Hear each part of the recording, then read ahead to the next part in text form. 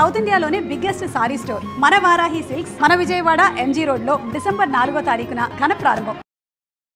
అంటే మనిషి ఎలా ప్రవర్తించాలో ఉచిత అనుచిత జ్ఞానం, ఏం చేయాలో ఏం చేయకూడదు, ఏం తెలుసుకోవాలో ఏం తెలుసుకోకూడదు, ఏం తెలుసుకుంటే మనిషి శాశ్వతుడవుతాడో ఇవన్నీ చెప్పబడే జ్ఞానం ఒక భగవద్గీత ద్వారానే ప్రపంచానికి పంచిపెట్టబడింది. Ideology of Hinduism is so strong. Kavitha గారు, హిందూస్ ఆర్ సో వీక్. దీన్ని రక్షించుకోలేని స్థితిలో ఉన్నారు. ఈ దేశంలో హిందువులు ఉన్నారా? ఉన్నారు. బతికే ఉన్నారా? Question mark. ఎందుకలా? 26 మంది టూరిస్టుల్ని కాశ్మీర్లో ఈ దేశంలో, రాముడు పుట్టిన దేశంలో, కృష్ణుడు పుట్టిన దేశంలో నువ్వు హిందువా అని అడిగి హిందువునే అంటే కాల్చి చంపేశాడంటే, చంపేసినా కూడా ఒక్క హిందువు కూడా రోడ్డు మీదకి రాలేదంటే. ఇప్పుడు మీరు అన్నారు ఎవరు స్పందించలేదు, బయటకు వచ్చి ఎవరు మాట్లాడలేరు, ఆపరేషన్ సింధూర్ అనేది చెప్పేది. ఓన్లీ హిందువులు అనే భావన కాదు కదా, అక్కడంతా మన భారతీయులు, లేకుంటే అక్కడికి వచ్చిన వాళ్ళంతా పర్యాటకులు అని కదా రెస్పాండ్ అయింది. బయటకు వచ్చి మైకుల ముందు ప్రెస్ మీట్ పెడితే వాడు బీజేపీ వాడు అనమాట. వాడి మీద ముద్ర. జై శ్రీరామ్ అంటే బీజేపీ, జై శ్రీరామ్ అంటే మతం కాదురా నాన్న, ప్రపంచంలో ఇతరాలు మతాలు. ధర్మం ఎక్కడుంటుందో దాన్ని మీరు ఫాలో అవుతారో, ధర్మం వైపు మీరు ఉంటారు అనుకున్నప్పుడు స్పీచ్ చూసాం. అందులో సంభవామి యుగే యుగే అనే దానికి రిఫ్లెక్ట్ చేస్తూ, దానికి రిలేట్ చేస్తూ మీరు మాట్లాడారు. Cinema is a commercial thing. ఎంత డబ్బు పెట్టారు, ఎంత డబ్బు వచ్చాయి, రికార్డ్స్, కలెక్షన్స్, దీని గురించే కదా మాట్లాడుకునేది. మరి అక్కడ సూపర్ వేశారుగా. ఏదనుకుంటే ఎంత దిగజారితే అన్ని అవకాశాలు వస్తాయని చెప్పి బట్టలన్నీ తీసేసి డ్యాన్సులు చేసి, మానసిక బలహీనలేమో దాన్ని ఇష్టం వచ్చినట్టుగా కామెంట్ చేయటం, మళ్ళీ కామెంట్ చేసిన వాళ్ళు రివర్స్ క్లాస్ తీసుకోవటం. దేనికి నువ్వు బట్టలు తీస్తున్నావు? అవతల వాడిని ఏదో ఆకర్షించడానికి. తప్పు కదా అది. ఆకర్షించబడిన వాడు ఎలా ప్రవర్తిస్తాడు? జంతువులాగా ప్రవర్తిస్తాడు. ఇది కదా క్షుద్రం హృదయ దౌర్బల్యం త్యక్త్వా ఉత్తిష్ఠ పరంతప. ఈ మానసిక దుర్బలత్వం ఉందే, ఇది ప్రతి చోట ఉంది. ఎలక్షన్స్లో మందు పోస్తే, ఎలక్షన్స్లో డబ్బు పంచిపెడితే మనం గెలుస్తాం. వీళ్ళ ఏలుబడిలో ఉండేవాళ్ళు. మీ పిల్లలకి ఒక భగవద్గీత శ్లోకం రోజు మీరు ఒకటి నేర్చుకుని దాని తాత్పర్యం మీకేమర్థమైందో ఆ తాత్పర్యం మీ పిల్లలతో పంచుకోవడానికి ప్రయత్నించండి. అసలు ఐడియాలజీనే లేకుండా మీ ఇంట్లో పిల్లలు పెరిగేస్తే వాడు ఏమి డబ్బు సంపాదించడానికి తప్ప ఇంకా దేనికి పనికి వస్తాడండి. దాని అర్థం చావు పుట్టుకలు కామన్. వాటి గురించి బాధపడకు. ఎప్పుడు పుట్టాలో నీ చేతిలో లేదు, ఎప్పుడు పోవాలో నీ చేతిలో లేదు, ఎవరికి పుట్టాలో నీ చేతిలో లేదు, ఎప్పుడు మరణించాలో నీ చేతిలో లేదు, ఎప్పుడు మరణిస్తావో నీకు తెలియదు. కానీ చావు పుట్టుకల మధ్యలో జీవిత ప్రయాణం ఉందే, అది మాత్రం నీ చేతిలోనే ఉంది. ఏదైతే అనుకుంటే ఆ పని కాలేదో డిసప్పాయింట్ అవ్వకండి. అది కాదు, ఇంకోటేదో మంచిదేదో రాసి పెట్టాడు పక్కన, అది రియలైజ్ అవ్వు. ఇది వద్దురా నీకు అని దేవుడు అంటున్నాడు అన్నమాట. నువ్వేంటి, నేను కూడా సంపాదిస్తున్నాను, ఎకనామిక్స్ మాట్లాడతారేంటి, ఫైనాన్స్ మాట్లాడతారేంటి? భార్యాభర్తలు దాంపత్యం అంటే అర్థం ఏంటంటే చచ్చేంత వరకు ఒకరికొకరు అర్థం కారు. ఇది స్టేట్మెంట్. అర్థం చేసుకోవడానికి ప్రయత్నించడమే జీవిత ప్రయాణం. ఇది వేల కోట్లు పెట్టి సినిమాలు తీస్తే ఆ తర్వాత సంగతి. టికెట్ రేట్లు బాగా పెరగటం వల్ల అవన్నీ రాంగ్ నోషన్స్. ఎవడు చూడమన్నాడు సినిమా? ఒక బ్రాండ్ షర్ట్ దగ్గరికి వెళ్ళారండి మీరు, ఉదాహరణకి ఆ బ్రాండ్ షర్ట్ మీరు కొనాలి అంటే అది 5,000 చెప్పాడండి. 5,000 మీరు నేను పెట్టగలమా? అక్కర్లేదులే నాయన, నాకు 500 షర్ట్ చాలు అని పక్కకి వెళ్తాం, ఇంకోటి ఏదో కొనుక్కుంటాం. అంతే తప్ప నువ్వు పేదవాడికి దూరంగా ఎదుగుతున్నావు, నువ్వు అసలు ఇక్కడ ఉండడానికి వీల్లేదు, ఎలా అయినా సరే మీ షాప్లో మీ షర్ట్లని దొంగతనం చేసి లేని పేదవాళ్ళకి పంచి పెడతాను అని అంటే అదేమి నాన్ సెన్స్, ఏం ఐడియాలజీరా? నమస్తే, నేను Kavitha. Welcome to iDream. Bhagavad Gita గురించి ఎవరు మాట్లాడినా మాకు ఒక కాన్ఫిడెన్స్ని ఇచ్చేటువంటి గ్రంథంగా కొంతమంది చెప్తుంటారు. కొంతమంది డిప్రెషన్ని దూరం చేస్తుందంటారు. మరికొంతమంది మేనేజ్మెంట్ గురువులాగా మాకు భగవద్గీత సహకరించింది అని చెప్తుంటారు. భగవద్గీత అంటే యాక్చువల్గా ఏంటి, దాన్ని మనం ఎలా తీసుకోవాలి, ఆన్ ద హోల్ భగవద్గీత మనకి ఏం చెప్తోంది? డిసెంబర్ 1 గీతా జయంతి సందర్భంగా మనం మాట్లాడుతున్నాము Bhagavadgita foundation founder doctor LV Gangadhara Shastri గారితో. కృష్ణం వందే జగద్గురు. జయ శ్రీకృష్ణ. కృష్ణ వందే జగద్గురు. ఎలా ఉన్నారు? బాగున్నాను కవిత గారు. మీ ఐ డ్రీమ్ ఛానల్ ద్వారా కూడా ప్రపంచవ్యాప్తంగా ధర్మ బంధువులందరికీ, గీతా అనుయాయులు, అనుచరులు అంటే ఫాలోవర్స్ అందరికీ గీతా జయంతి శుభాకాంక్షలు. ఈ సంవత్సరానికి శ్రీకృష్ణ పరమాత్మ అర్జునుని నిమిత్తంగా చేసుకుని ప్రపంచ మానవాళిని సన్మార్గంలో నడిపించడం కోసం చేసిన ఉదాత్తమైన కర్తవ్య బోధ దేశ కాల జాత్యాదులకై వయోవర్గ లింగ విభేదాలకి తావు లేకుండా సర్వమానవాళి శ్రేయస్సును అభ్యుదయాన్ని కాంక్షిస్తూ చేసిన మహోదాత్తమైన ఎక్స్పైరీ డేట్ లేని ఉపదేశం భగవద్గీత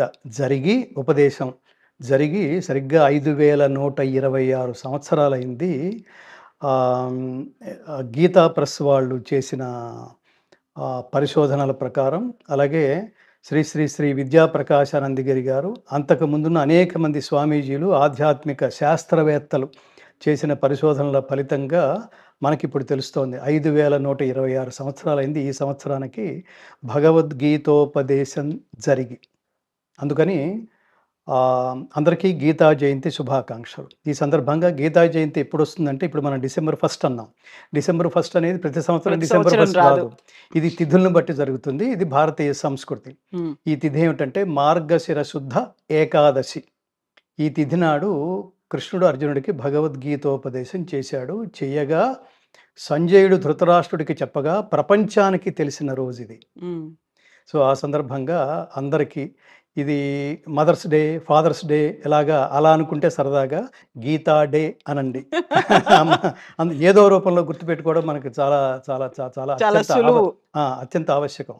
మా భగవద్గీత ఫౌండేషన్ కూడా ఏం చెప్తుందంటే, ఈ రోజుని మనం వరల్డ్స్ టొబాకో డే ఏమిటనేది నాన్ సెన్స్. అది వరల్డ్స్ ఇంకోటి ఏదో డే రకరకాలుగా అసలు మనం ఆ డేలన్నీ అర్థబద్ధం లేకుండా ఈ డే జరుపుకోవాలా, ఈ డే గురించి ప్రస్తావించాలా అనిపిస్తుంటుంది.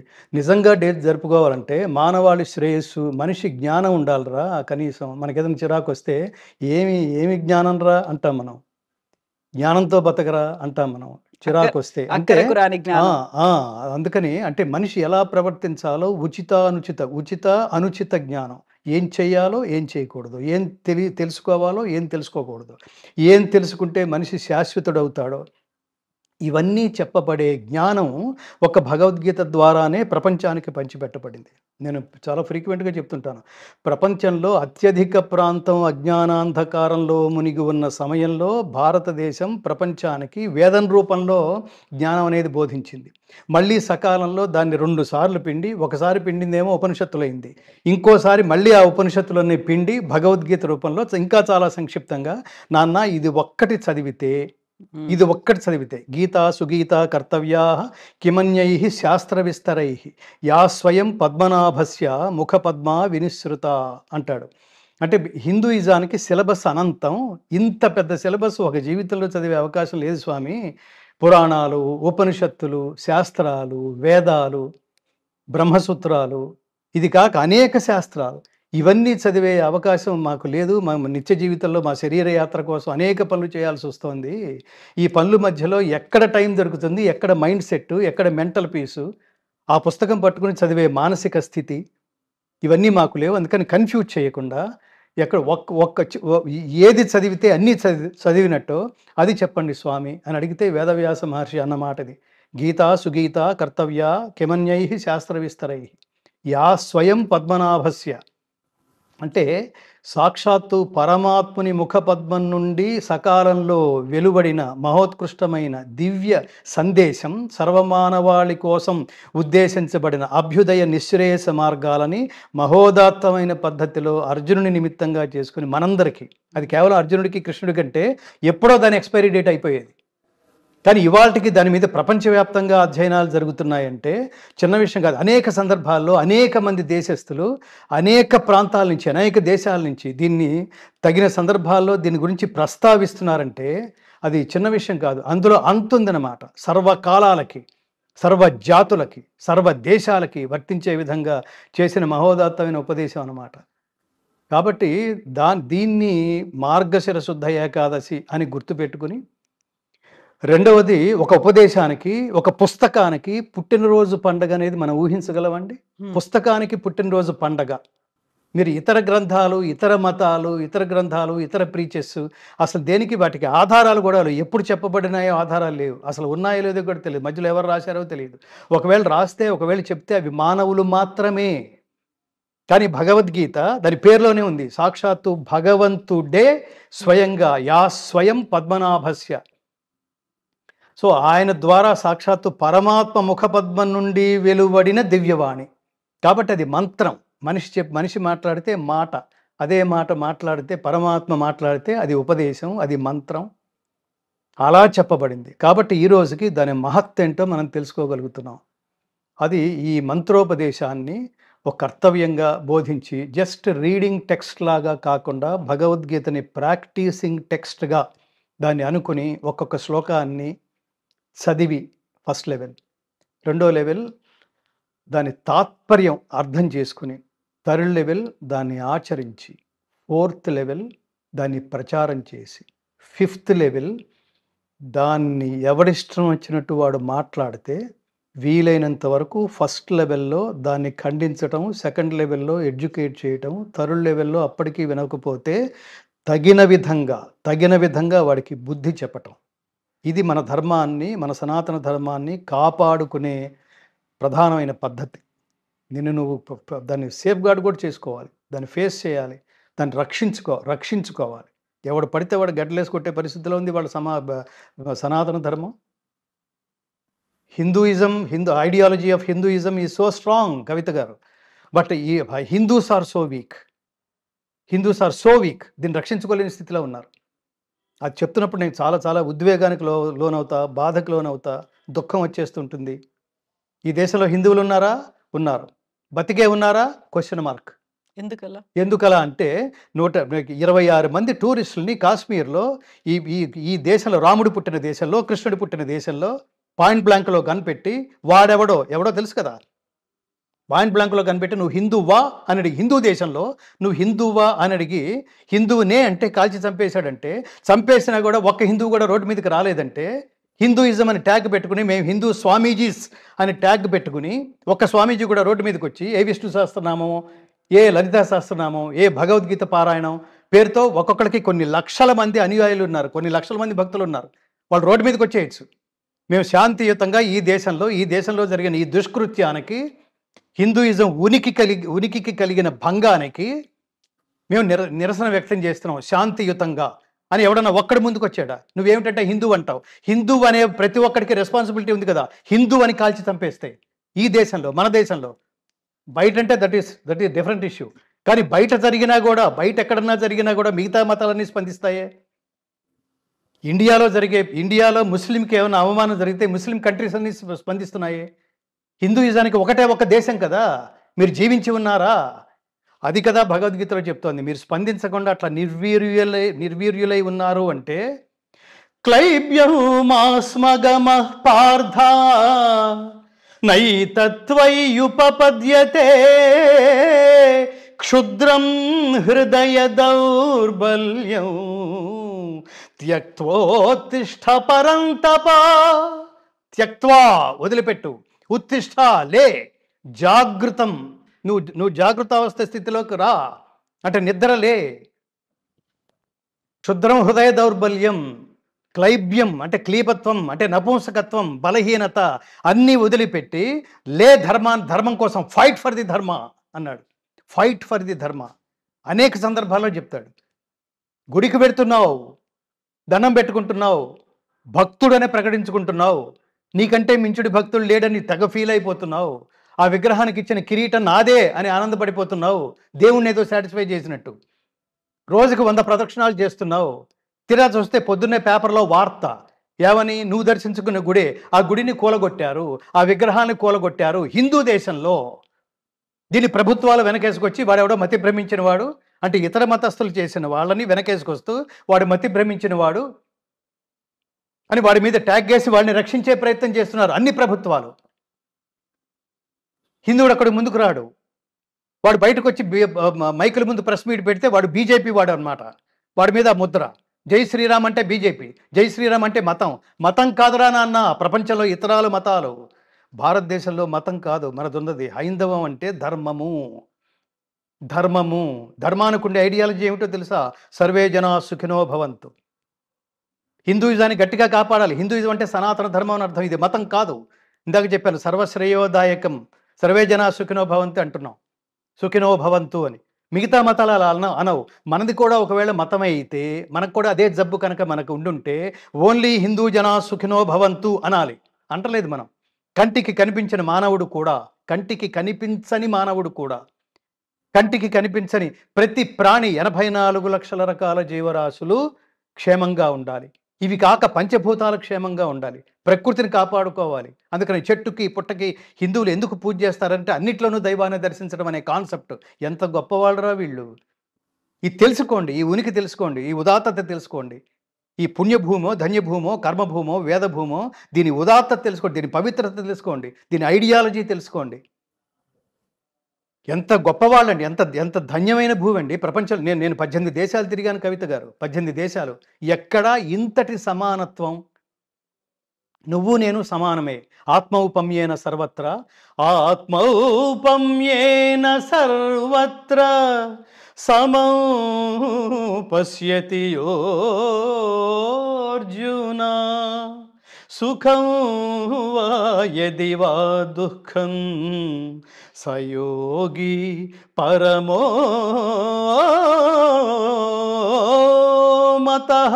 ఒక మనిషి మాత్రమే కాదు కవిత గారు, సర్వ మానవాళి మాత్రమే కాదు, సర్వ ప్రాణుల సుఖదుఖాలని తన సుఖదుఖాలతో పోల్చుకొని చూసేవాడే నా దృష్టిలో గొప్ప యోగి. వాడు యోగం కలవాడు, నాతో యోగానికి అర్హుడు, నాతో సంగమానికి అర్హుడు అంటాడు పరమాత్మ. ఏంటండి ఎంత గొప్ప ఐడియాలజీ అది. ఇప్పుడు మీరు అన్నారు ఎవరు స్పందించలేదు, బయటకు వచ్చి ఎవరు మాట్లాడలేరు, విష్ణు సహస్రనామ, లలితా సహస్రం, పార్టీలకు అతీతంగా మతాలకు అతీతంగా రెస్పాండ్ అయ్యారు. మన భారతదేశ ప్రభుత్వం కూడా రెస్పాండ్ అయింది, ఆపరేషన్ సింధూర్ అనేది అదే చెప్పేది. అక్కడ ఓన్లీ హిందువులు అనే భావన కాదు కదా, అక్కడ అంతా మన భారతీయులు, లేకుంటే అక్కడికి వచ్చిన వాళ్ళంతా పర్యాటకులు అని కదా రెస్పాండ్ అయింది. పర్యాటక కాదు తల్లి, మీరు రావాల్సినంత అది ఉద్యమ స్థాయిలో రావాలి, ఉద్యమ స్థాయిలో రావాలి. ఇప్పుడు మీరు నిన్న చూడండి, అంటే మిగతా వాళ్ళు అంటే నేను ఎందుకు చెప్తున్నాను అంటే మిగతా వాళ్ళ మీద ఇప్పుడు నా కాన్సెప్టే భగవద్గీత అన్నప్పుడు మిగతా వాళ్ళు నేను ఎందుకు ద్వేషిస్తాను. నా కాన్సెప్ట్ భగవద్గీత. ఆ భగవద్గీతను బోధించిన నా టీచర్ ఎవరో తెలుసా, మన టీచర్ ఎవరో తెలుసా, విశ్వగురు ఎవరో తెలుసా, శ్రీకృష్ణ పరమాత్మ. ఏమన్నాం మనం? కృష్ణం వందే జగద్గురుం కదా. ఆ గురువు ఐడియాలజీ ఏమిటో తెలుసా? మనమందరము ఒక్కటే, మనందరికీ ఒక్కడే. అది చెప్తున్నాడు. వాడికి పేరు లేదు, ఏ పేరైనా సరే, ఏ పేరుతో ఏ యథామాం ప్రపద్యంతే తాం తథైవ భజామ్యహం అని చెప్తున్నాడు. నేను ఏమంటానంటే, నేనే అమెరికా వెళ్తే, నేను రెగ్యులర్గా ఈ తానాల ఆటాలకు వెళ్తాను. వెళ్తే నేను వ్యాఖ్యానం చేసిన సందర్భాలు ఉన్నాయి, నా కృష్ణ ప్రార్థనతో ప్రారంభమైన సందర్భాలు ఉన్నాయి, నా భగవద్గీత ప్రార్థనతో ప్రారంభమైన సందర్భాలు ఉన్నాయి. అలా పిలుస్తారు. అలా పిలిచినప్పుడు కార్యక్రమానికి అసలు ఈ ప్రార్థన కంటే ముందు భారత జాతీయ గీతం, అమెరికా జాతీయ గీతం రెండూ కలిపి పాడతారు. రెండూ కలిపి పాడి పూర్తయ్యేంత వరకు అక్కడ ఉన్న తానాలు ఆటాలు అక్కడికి హాజరైన ప్రతి ఒక్క బంధువు, ప్రతి ఒక్క భారతీయుడు లేచి అలా పూర్తయ్యేంత వరకు నిలబడి ఉంటాడండి. ఇది భారతీయుల సంస్కారం. నువ్వెక్కడున్నావురా? ఇక్కడ గాలి పీలుస్తూ, ఇక్కడ మట్టి మీద నిలబడి అన్ని ఆనందాలు, అన్ని శ్రేయస్సులు అనుభవిస్తూ, అన్ని స్థాయిలు అనుభవిస్తూ, అసలు ఇవాళ ఇంకెంత దారుణమైన స్టేజ్లో ఉందంటే ఈ దేశం నాశనం చేయడం కోసం. ఇప్పుడు ఈ మధ్యన పేపర్లో చూసాం కదా, చాలా పెద్ద పెద్ద పోస్టులో ఉన్న వాళ్ళందరూ రకరకాల వింగ్స్లో చొరబడిపోయి అక్కడ డాక్టర్ ఏంటండి, ఈ దేశం నాశనం చేయడానికి కుట్రలో భాగం ఒక డాక్టర్ కూడా మనకు ఒక నెల రోజుల నుంచి వింటలేదు. వరుసగా చాలా మంది ఉన్నారు, ఒకళ్ళు కాదు, వీళ్ళందరినీ తవ్వుతుంటే అంటే ఎంత పెద్ద పెద్ద పదవులు భోగాలు అనుభవిస్తూ ఎక్కడైతే ఏ తల్లి ఒళ్ళో అయితే ఉన్నారో ఆ తల్లి నాశనాన్ని కోరుకునేవాడిది నీ ఏవి ఐడియాలజీరా మీది? కాసేపు నేను మీ ఇంటికి వస్తే మీరు సుఖంగా ఉండాలి తల్లి, అన్నదాత సుఖీభవ అంటాం, కులానికి మతానికి సంబంధం లేకుండా. నేను అమెరికా వెళ్తే ఏ దేశంలో ఉన్నా నన్ను కలవడానికి వచ్చే ఓ గీతా టీచర్ వచ్చాడు, గీత ఏమంటారు, గీతా ప్రాపగేటర్ ఒక ఆయన వచ్చాడని తెలుసుకుని కొంతమంది అమెరికన్స్ నన్ను కలవడానికి వచ్చారు. మీకు ఆ ఫొటోస్ కూడా ఇస్తాను. అమెరికన్స్ కలవడానికి వచ్చారు. వాళ్ళు చాలాసేపు నాతో మాట్లాడి ఇండియన్ సైకాలజీ, ఇండియన్ ఐడియాలజీ వీళ్ళు ఎవరు కనిపించినా ముందు అనుమానించరు. అది భారతదేశం ఐడియాలజీ. ఇతర దేశాలు మీరు ఫోన్ ఇమ్మంటే ఎవరు? ఇతర దేశాలని వెంటనే ఎవరిని చూసినా పక్క వాడిని చూస్తే వాడిని స్ట్రేంజర్ లాగా ఫీల్ అవుతారండి. ప్రతి క్షణం అభద్రతతో ఉంటారు. మా ఇంట్లో 4 రోజులు ఉండేళ్ళొచ్చు కదా అంటాం మనం. వాడు ఎవడైనా ఇంట్లోకి వచ్చి ఏం చేస్తాడో మనకు తెలియదు, కానీ వెంటనే వాళ్ళు ఒక పూజ్య భావనతో వాడిని చూస్తాం, వాళ్ళు దైవాన్ని చూస్తాం, స్నేహితుడిని చూస్తాం. వీడు నా స్నేహితుడు అనగానే వెంటనే కంగ్రాచులేట్ చేసి హగ్ చేసుకుని so nice of you, so kind of you అని చెప్పి మన ఇంటికి పిలుస్తాం, భోజనానికి పిలుస్తాం. వాడు ఫ్యూచర్లో తెన్నింటి వాసాలు లెక్క పెడతాడా అది మనకేమీ తెలియదు. కానీ ఎవరిని అనుమానించే సైకాలజీ కాదు. అందరిలోనూ మనం ఆర్తిగా, అందరిలోనూ మనం దైవాన్ని చూస్తాం. అది కదా ఈ దేశం. ఇప్పుడు అసలు రెండోది ఏమిటంటే పుతిన్ రక్షించడం ఏమిటి? ఎవరిని? మోడీని. అసలు అంటే ధర్మాన్ని, దేశాన్ని, దేహాన్ని కాదు, ఇది అశాశ్వతం అనుకుంటూ దేశాన్ని ధర్మాన్ని రక్షించటం అని స్ట్రాంగ్గా ఉంటే అతన్ని అక్కడి నుంచి తీసేయడానికి ప్రపంచం అంతా స్ట్రాంగ్గా ప్రయత్నిస్తూ ఉంటుందా? నేను అందుకనే ఏమంటానంటే ధర్మో రక్షత రక్షిత లాగా మోడీ రక్షతి రక్షిత. అందరూ కలిసి మోడీ ఒక్కనే రక్షించుకోండి, మోడీ ఈ దేశం మొత్తాన్ని రక్షిస్తాడు. అతను ఒక్కడే రక్షించగలడు, ఇంకెవడూ కాదు. నేను పార్టీలకు అతీతంగా మాట్లాడుతున్నా. ప్రతివాడు పార్టీ, ఆ సీటు, ఆ ఉనికి నెక్స్ట్ 5 yearsలో మళ్ళీ ఈ లోపల ఎంత సంపాదించుకుంటే ఓట్లను కొనేసుకోవచ్చో వాడు ఏ ఇతర మతస్థుడైనా కూడా వాళ్ళు అసలు మనకి ఓటే, మనకి డబ్బే. దేశద్రోహానికి పాల్పడి ఆ సందర్భంగా క్రికెట్ అసోసియేషన్ కూడా తీసేసింది అతన్ని. అతను హైదరాబాద్ వస్తే ఇక్కడ అసోసియేషన్ కూడా అతని మీద చాలా ఎలిగేషన్స్ పెట్టి ఇతను డబ్బు విపరీతంగా తినేశాడు అని చెప్పి ఇక్కడ కూడా తీసేసి తూ అని ఉమ్మేస్తే ఆ అజారుద్దీన్ అతనికి వెంటనే అతనికి ఒక పదవి ఇచ్చేస్తారా? ఇక్కడ మంత్రి పదవి ఇస్తారా? ఏం ఐడియాలజీ రా మీది? కోట్ల మంది హిందువులు చూస్తున్నారు, కోట్ల మంది మనుషులు చూస్తున్నారు. నేను మాట్లాడుతున్నప్పుడు ఆధారం లేకుండా మాట్లాడుతున్నానా? ఇప్పుడు మీరు ఇంత మాట్లాడుతున్నారు, మీ వెనకాల ఒక ముద్ర అనేది పడుతుంది, కామెంట్స్ లో కూడా అదే వస్తుంది, మీరు ఒక బీజేపీయో లేకుంటే మోదీ పర్లేదండి. నేను ఏమంటాను, నేను కాంగ్రెస్ వ్యతిరేకి ఇదంతా కాదండి. నేను ఇప్పుడు నేను మాట్లాడుతున్నప్పుడు మీరు పార్టీ అనే ఏమంటారు కర్టెన్ నుంచి చూస్తే, లేకపోతే పార్టీ అనే ఫిల్టర్లోంచి చూస్తే నేను మీకు విలన్నే, పర్వాలేదు. శ్రేయాన్ స్వధర్మో విగుణః పరధర్మాత్ స్వనుష్ఠితాత్ స్వధర్మే నిధనం శ్రేయః పరధర్మో భయావహః. కృష్ణుడు ఒకడికి విలన్ అండి. So what? కృష్ణుడు ఒకడికి విలన్ అయినంత మాత్రాన కృష్ణుడు విలన్ అయిపోడు. వాడి క్యారెక్టర్ అదని అర్థం, వాడి ఐడియాలజీ అని అర్థం, వాడికి మంచితనం పడదని అర్థం. ఇక్కడ నేను కూడా అంతే. నేను పార్టీకి నేను ధర్మం గురించి మాట్లాడుతున్నా. ఆ ధర్మాన్ని ఎవడైతే రక్షించాలనే దీంతో ముందుకు వస్తున్నాడో, రక్షిస్తున్నాడో వాడు నాకు దైవం. వాడు ఎవడైనా కూడా. నేను కాంగ్రెస్కు ఓటుకు వేసిన నాకు ఓటు వేసే హక్కు నాకు ప్రారంభమైన రోజుల నుంచి ఈ రోజుల వరకు చూస్తే నేను కాంగ్రెస్కు ఓటేసిన సందర్భాలు కూడా ఉన్నాయి. మీరు ఇదేంట్రా ఈ ఓటు బ్యాంకు దరిద్రం ఏంటి అంటున్నా. నేను మంచివాడికి ఓటేస్తా. రెండోది ఏంటి తెలుసా అండి, ఎలక్షన్స్ వస్తే నేను ఎవరికి ఓటు వేసినప్పటికీ నేను పరమాత్మను ఏం ప్రార్థిస్తానో తెలుసా అండి. నేను అంటే ఏ దృష్టితో ఇప్పుడు ఈ టైంలో ఈ ఎమోషన్లో నేను ఏ దృష్టితో ఓటు వేశానో పరమాత్మ నాకు తెలియదు. నా ఓటు మురిగిపోయినా పర్వాలేదు, నా ఓటు పాడైపోయినా పర్వాలేదు, కానీ ఎవరిని గెలిపిస్తే రాష్ట్రం అభ్యుదయ పథం వైపు నడుస్తుందో వాళ్ళని గెలిపించు పరమాత్మ. నేను కోరుకునేది ఇది. అక్కడ బీజేపీ కాదు, అక్కడ కాంగ్రెస్ కాదు, అక్కడ బీఆర్ఎస్ కాదు. నేను కల్వకుంట్ల చంద్రశేఖరరావు గారికి నేను ఓటు వేశా. నేను ఒక సంవత్సరం. ఆయన ఏం బీజేపీ కాదే. ఎందుకు వేశాను? ఈయన కనుక పరిపాలకుడుగా ఉంటే అది ఖచ్చితంగా అన్ని రకాలుగా రాష్ట్రాన్ని ఎలా అయితే రాష్ట్రాన్ని తీసుకురావడంలో కీలక పాత్రని పోషించాడు ఆ మహానుభావుడు, ప్రాణత్యాగం చేసి మరి దానికి కూడా ప్రాణం వెనకాడకుండా. నేను ఇందాక చెప్పింది అది. అట్టి స్వధర్మాచరణమున మరణము సంభవించినను మేలే. వాడు కదా ధర్మాత్ముడు. ఈ ప్రాణం ఉంటే ఎంత, పోతే ఎంత. వాడు 100 సంవత్సరాలు ఉంటే ఏంటి, 200 సంవత్సరాలు ఉంటే ఏంటండి. శంకరాచార్య 32 ఏళ్లే, స్వామి వివేకానంద 39 ఏళ్లే, అబ్దుల్ కలాం 90 ఏళ్ళు, ఏమంటారు 100 సంవత్సరాలు బతకలేదు.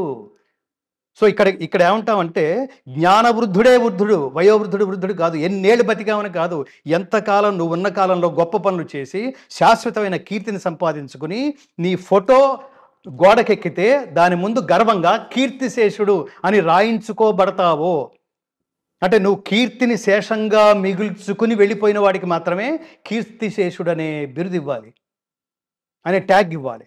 ఆ కీర్తి ఎప్పుడు వస్తుంది? నీ కర్మని ధర్మంతో ముడిపెట్టి ఆచరించినప్పుడు మాత్రమే. స్వార్థం లేని కర్మని ఆచరించేవాడే ధర్మాత్ముడు. అలా నేను కేసీఆర్ గారికి వేశాను కదా, యజ్ఞయాగాదులు చేసినవాడు, యాదాద్రి నిర్మాణించి ఇంకొకటికి ఎవరికన్నా దాటి వస్తుందండి, అది మెచ్చుకోవాలి కదా. ఆయనకి నాకు పార్టీతో సంబంధం ఏంటండి? నన్ను ఎవడు ఈ ప్రశ్న అడగడానికి కూడా వీల్లేదు. ఇది భగవద్గీత ఫౌండేషన్. నేను అన్నీ వదిలేసి, లౌకికమైన అన్నీ వదిలేసి ఎవడు ధర్మాత్ముడో వాడి వెనక నేను ఉంటాను. నమే భక్త ప్రణశ్యతి. కృష్ణ పరమాత్మ చెప్తున్నాడు, నా భక్తుడికి ఎన్నటికీ నాశం లేదు. నాకు క్యాష్ ఫీలింగులు నాకేం ఉండవు. ఎవడు ధర్మాత్ముడో వాడి పక్క నేను ఉంటాను. అలాంటి వాడిని ఆరాధించిన వాడికి ఏమైనా క్యాస్ట్ ఫీలింగ్ ఉంటుందండి? క్యాస్ట్ ఫీలింగ్ ఉంటుందండి?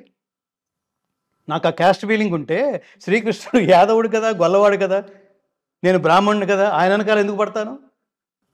భగవంతుడు కాబట్టి. భగవంతుడే కాదు, ఆయన కృష్ణుడు అంటే ధర్మం, రాముడు అంటే ధర్మం, రాముడు క్షత్రియుడు, ఆయన మా క్యాస్ట్ వాడు కాదే.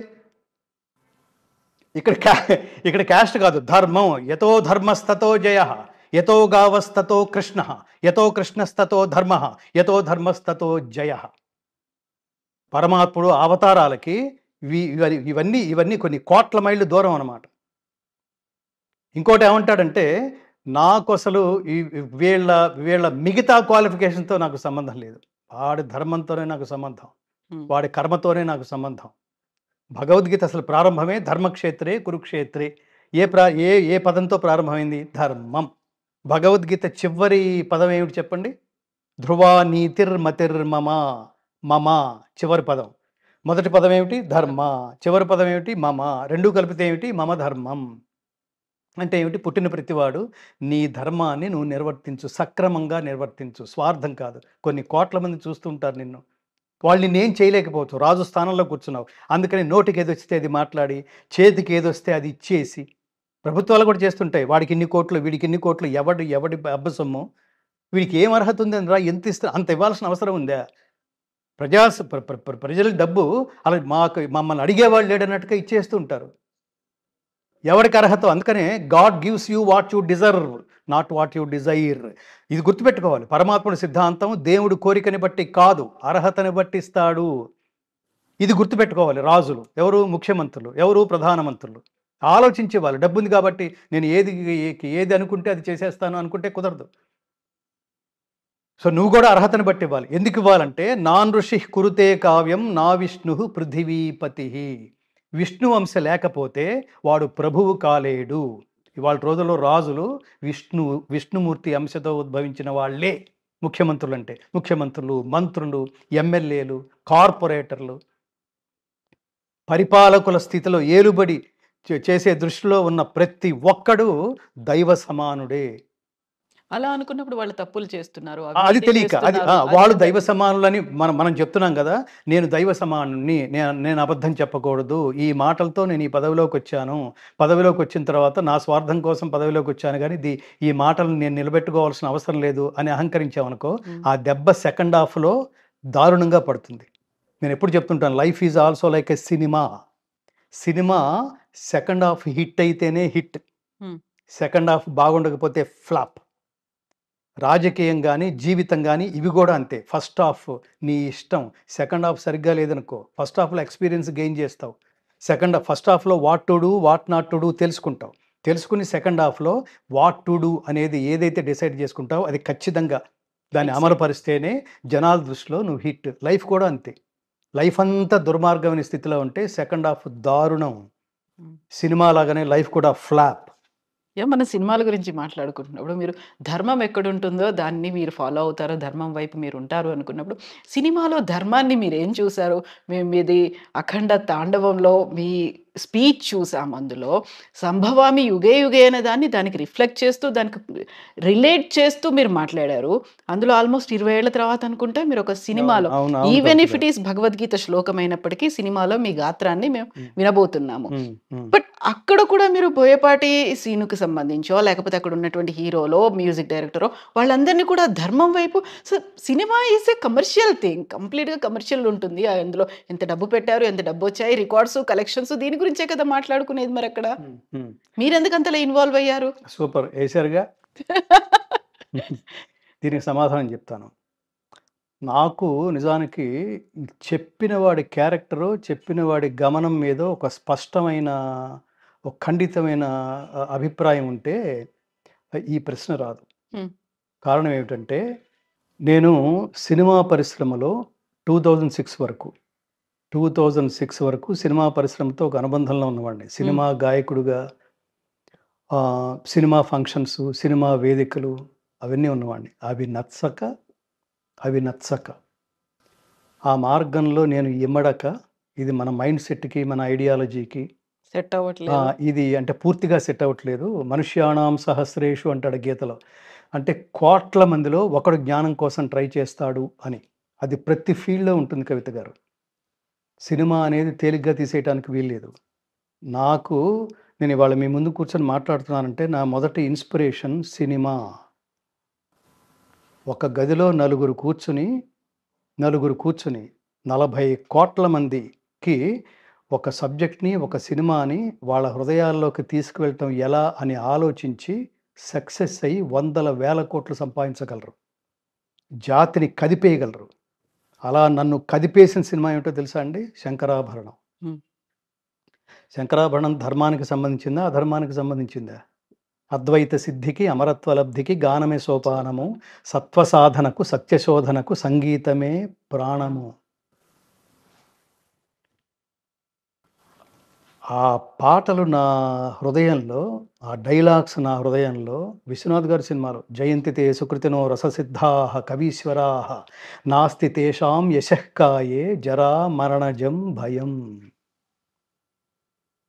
ఇట్లాంటివన్నీ నా జీవితం మీద చాలా ప్రభావితం చూపించడం కారణంగా నేను హైదరాబాద్‌కి ఎర్ర బస్ ఎక్కి హైదరాబాద్‌కి వచ్చి త్యాగరాజ ప్రభుత్వ సంగీత నృత్య కళాశాలలో కర్ణాటక శాస్త్రీయ సంగీతం అభ్యసించడానికి వచ్చాను. దానికి మూల కారణం సినిమా. చిన్న విషయం కాదు. ఒక సినిమా ఎలా ప్రభావితం చేస్తుందంటే జనాల్ని నేను దుర్మార్గుడిగాను మార్చగలదు. సన్మార్గుడిగాను మార్చగలదు. దుర్మార్గుడిగా ఎంతమందిని మార్చిందో నాకు తెలియదు. నన్ను గొప్ప మార్గంలోకి ప్రవేశపెట్టి నా జీవితాన్ని, నా జన్మని చరితార్థం చేయగలిగే స్ఫూర్తినిచ్చింది సినిమా. ఆ మార్గంలోకి నన్ను ప్రవేశపెట్టింది సినిమా పాట, సినిమా గాత్రాన్ని నాకు రుచి చూపించి నాలో సనాతన ధర్మ బీజాల్ని నాటిన ఇటీవలే స్వర్గస్థులైన కీర్తిశేషులు మా నాన్నగారు లక్కావజ్జల కాశీ విశ్వనాథ శర్మ గారు. ఆయన నాకు పరిచయం చేసింది ఘంటసాల గారి పాట. ఆయన చాలా గొప్ప గాయకుడు. ఆ పాట ద్వారా నేను ఎంత దూరం వెళ్ళానంటే ఆ పాట పాడిన గాయకుడిని దగ్గర పెట్టుకుని ఆ నందనవనమున ఈ లోకమునే సృష్టించిన ఓ వనమాలి మరచితివో మానవ జాతిని దయమాలి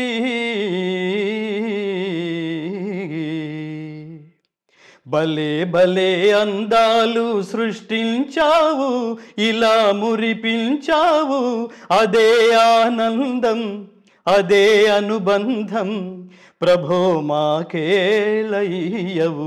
భలే భలే అందాలు సృష్టించావు. ఘంటసాల గారు.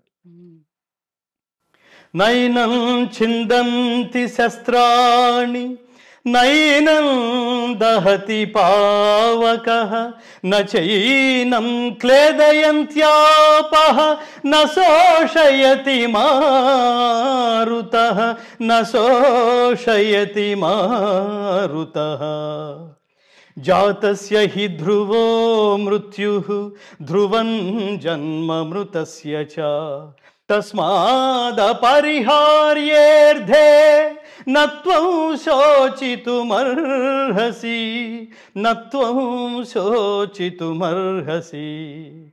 అర్జునా, పుట్టినవానికి మరణము తప్పదు, మరణించిన వానికి జన్మము తప్పదు. అనివార్యమగు ఈ విషయమును గూర్చి శోకింప తగదు పరంతప. దాని అర్థం చావు పుట్టుకలు కామన్, వాటి గురించి బాధపడకు. ఎప్పుడు పుట్టాలో నీ చేతిలో లేదు, ఎప్పుడు పోవాలో నీ చేతిలో లేదు, ఎవరికి పుట్టాలో నీ చేతిలో లేదు, ఎప్పుడు మరణించాలో నీ చేతిలో లేదు, ఎప్పుడు మరణిస్తావో నీకు తెలియదు. కానీ చావు పుట్టుకల మధ్యలో జీవిత ప్రయాణం ఉందే, అది మాత్రం నీ చేతిలోనే ఉంది. అందుకని అందంగా జీవితం ప్రయాణించు, స్ఫూర్తిదాయకంగా జీవితం గడుపు, ధర్మబద్ధంగా జీవితం గడుపు. వెళ్ళిపోయిన తర్వాత కూడా ప్రపంచం నీ గురించి మాట్లాడుకుంటూ నువ్వు లేని లోటుని గమనించి వీళ్ళు లేని లోటుని మనం కూడా భర్తీ చేసేంతగా ఎదగాలరా అనే స్ఫూర్తినిచ్చేట్టుగా బతుకు. ఇది కదా భగవద్గీత. ఇది సార్వజనీయంగా లేదు. ఇది మతానికి సంబంధించిన ప్రీచ్లాగా ఉందా, లేదా ఒక వర్గానికి సంబంధించి మాత్రమే చేసిన బోధలాగా ఉందా? Coming to your point.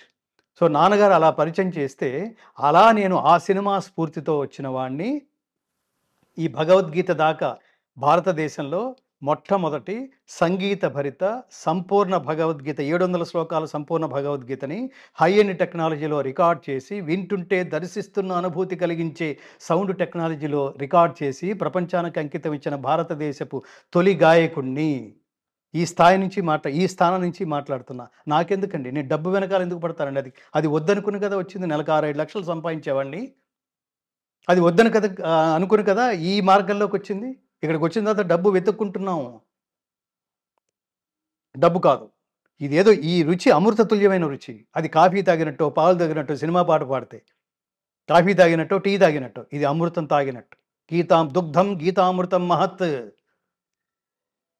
అలాంటి నేను 20 సంవత్సరాల తర్వాత ఒక సినిమాలోకి నేను ఎంటర్ అయ్యానంటే, ఒక సినిమాలో పాడానంటే, ఆ పాడింది సినిమా పాట కాదు, ఆ పాడింది మామూలు భక్తి గీతం కూడా కాదు. భక్తి గీతం కూడా పరమేశ్వరాన్ని అంతటి వాడివి ఇంతటి వాడివని మెచ్చుకునేది. వాడినేం మెచ్చుకోక్కర్లేదు మనం. ఆయన స్థాయి ఏమిటో ఆయనకి తెలుసు. కానీ నేను వెళ్ళింది ఏమిటంటే, ఒరేయ్ నా అవతార పరమార్థం ఇది నాన్న, ఇది జనాలకి చెప్పండి. తప్పు చేస్తే తోలు తీస్తా, ఒప్పు చేస్తే రక్షిస్తా. ఎంత అంగబలం ఉన్నా, ఎంత అర్ధబలం ఉన్నా, దైవబలం లేకపోతే సంపూర్ణ విజయాలని సాధించలేవు నాన్న అని చెప్తున్నాడు పరమాత్మ.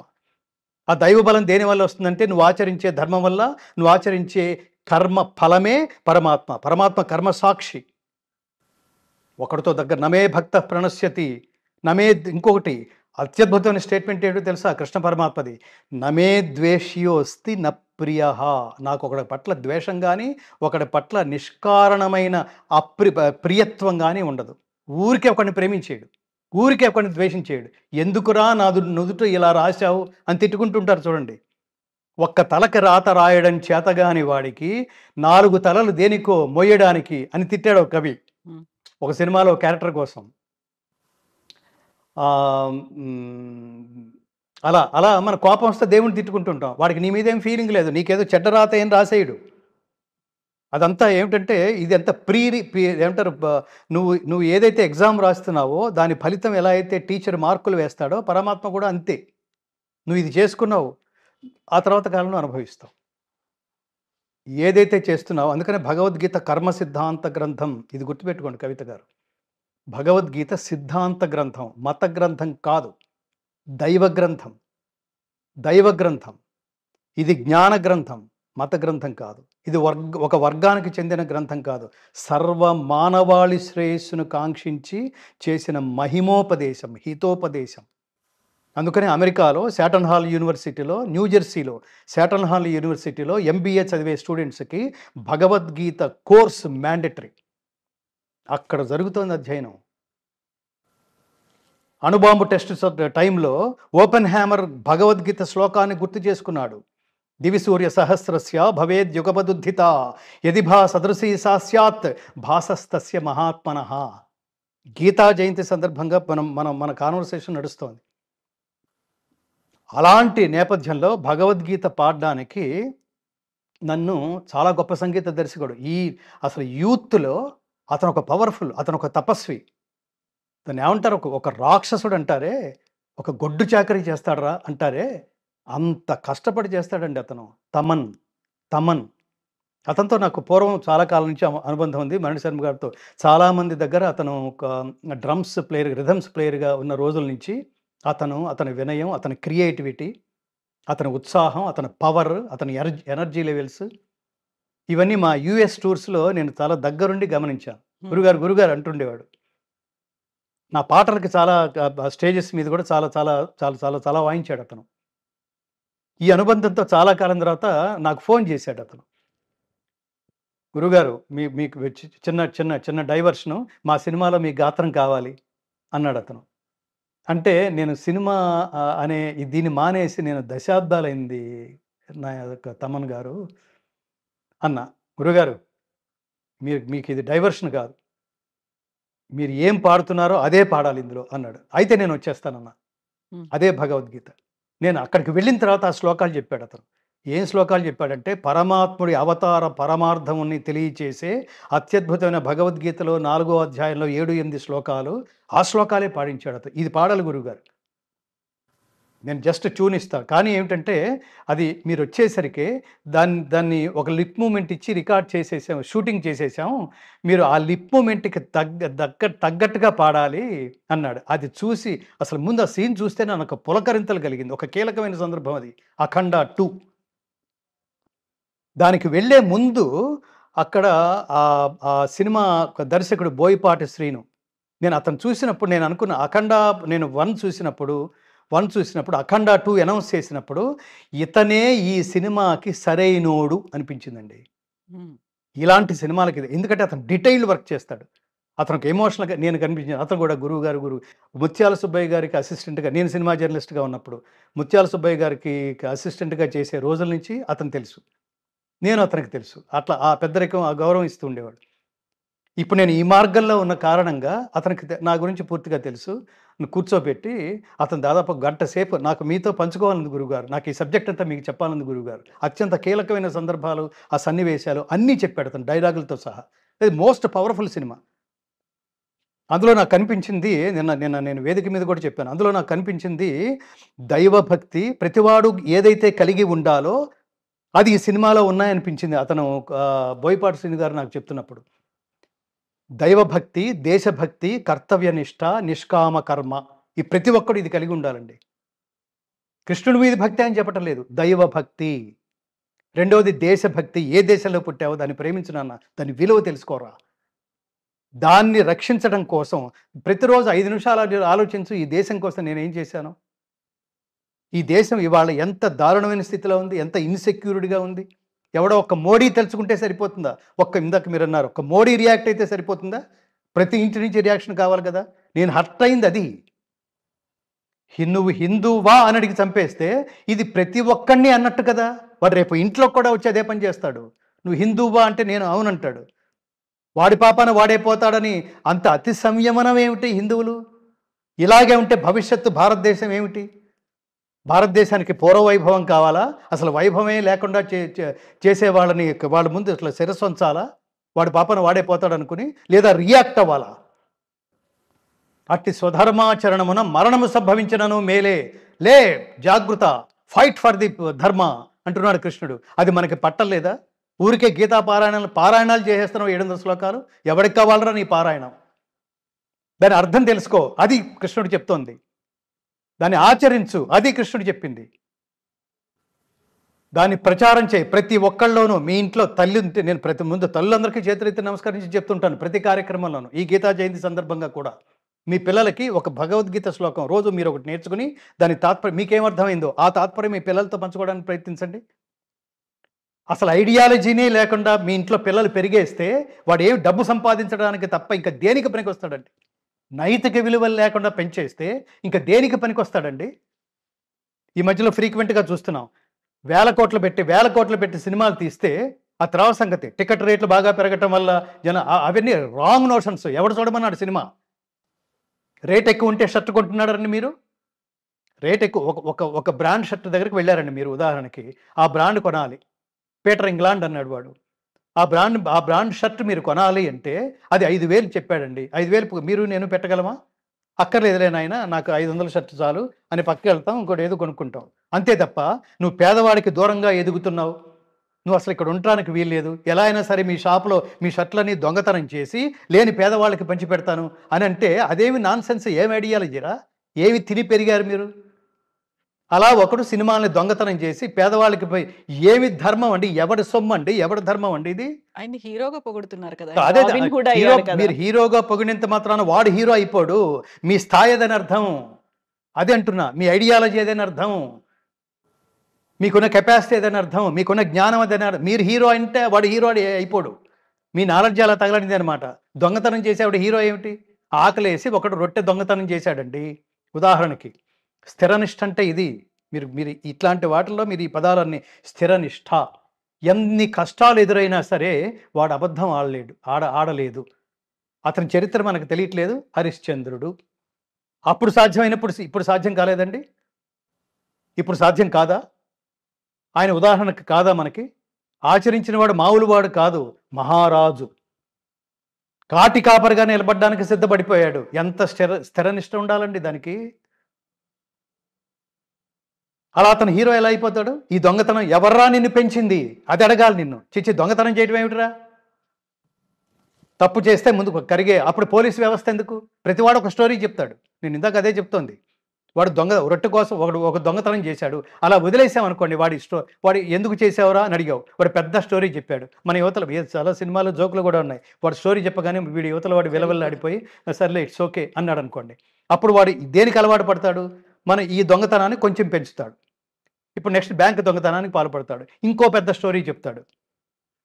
ఇప్పుడు వీడు కూడా ఇప్పుడు ఈ సినిమాలు వాడి పేరేమిటో, ఈ సినిమాలు దొంగతనం చేసిన వాడు కూడా వాడు నీకు దీనికి ఇన్స్పిరేషన్ ఏమిటి, అసలు ఎందుకు ఇలా చేశావు అంటే, నేను కిక్ సినిమా చూశానని చెప్పాడు వాడు.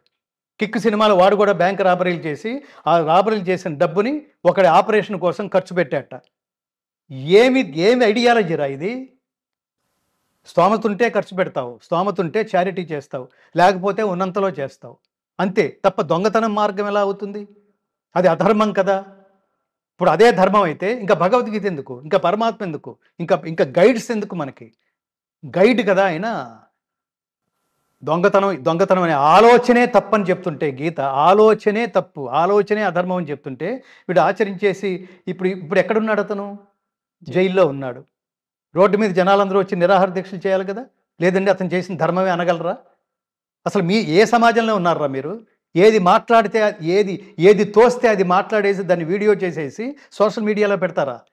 ఏది అనుకుంటే ఎంత దిగజారితే అన్ని అవకాశాలు వస్తాయని చెప్పి బట్టలన్నీ తీసేసి డ్యాన్సులు చేసి, ఆడపిల్లలండి ఎవరు చేస్తున్నారో వాళ్ళని అంటున్నా, దాన్ని సమర్థించుకుంటారా? పిచ్చి డ్రెస్సులు వేసుకోవటం, మానసిక బలహీనలేమో దాన్ని ఇష్టం వచ్చినట్టుగా కామెంట్ చేయటం, మళ్ళీ ఈ కామెంట్ చేసిన వాళ్ళు రివర్స్ క్లాస్ తీసుకోవటం.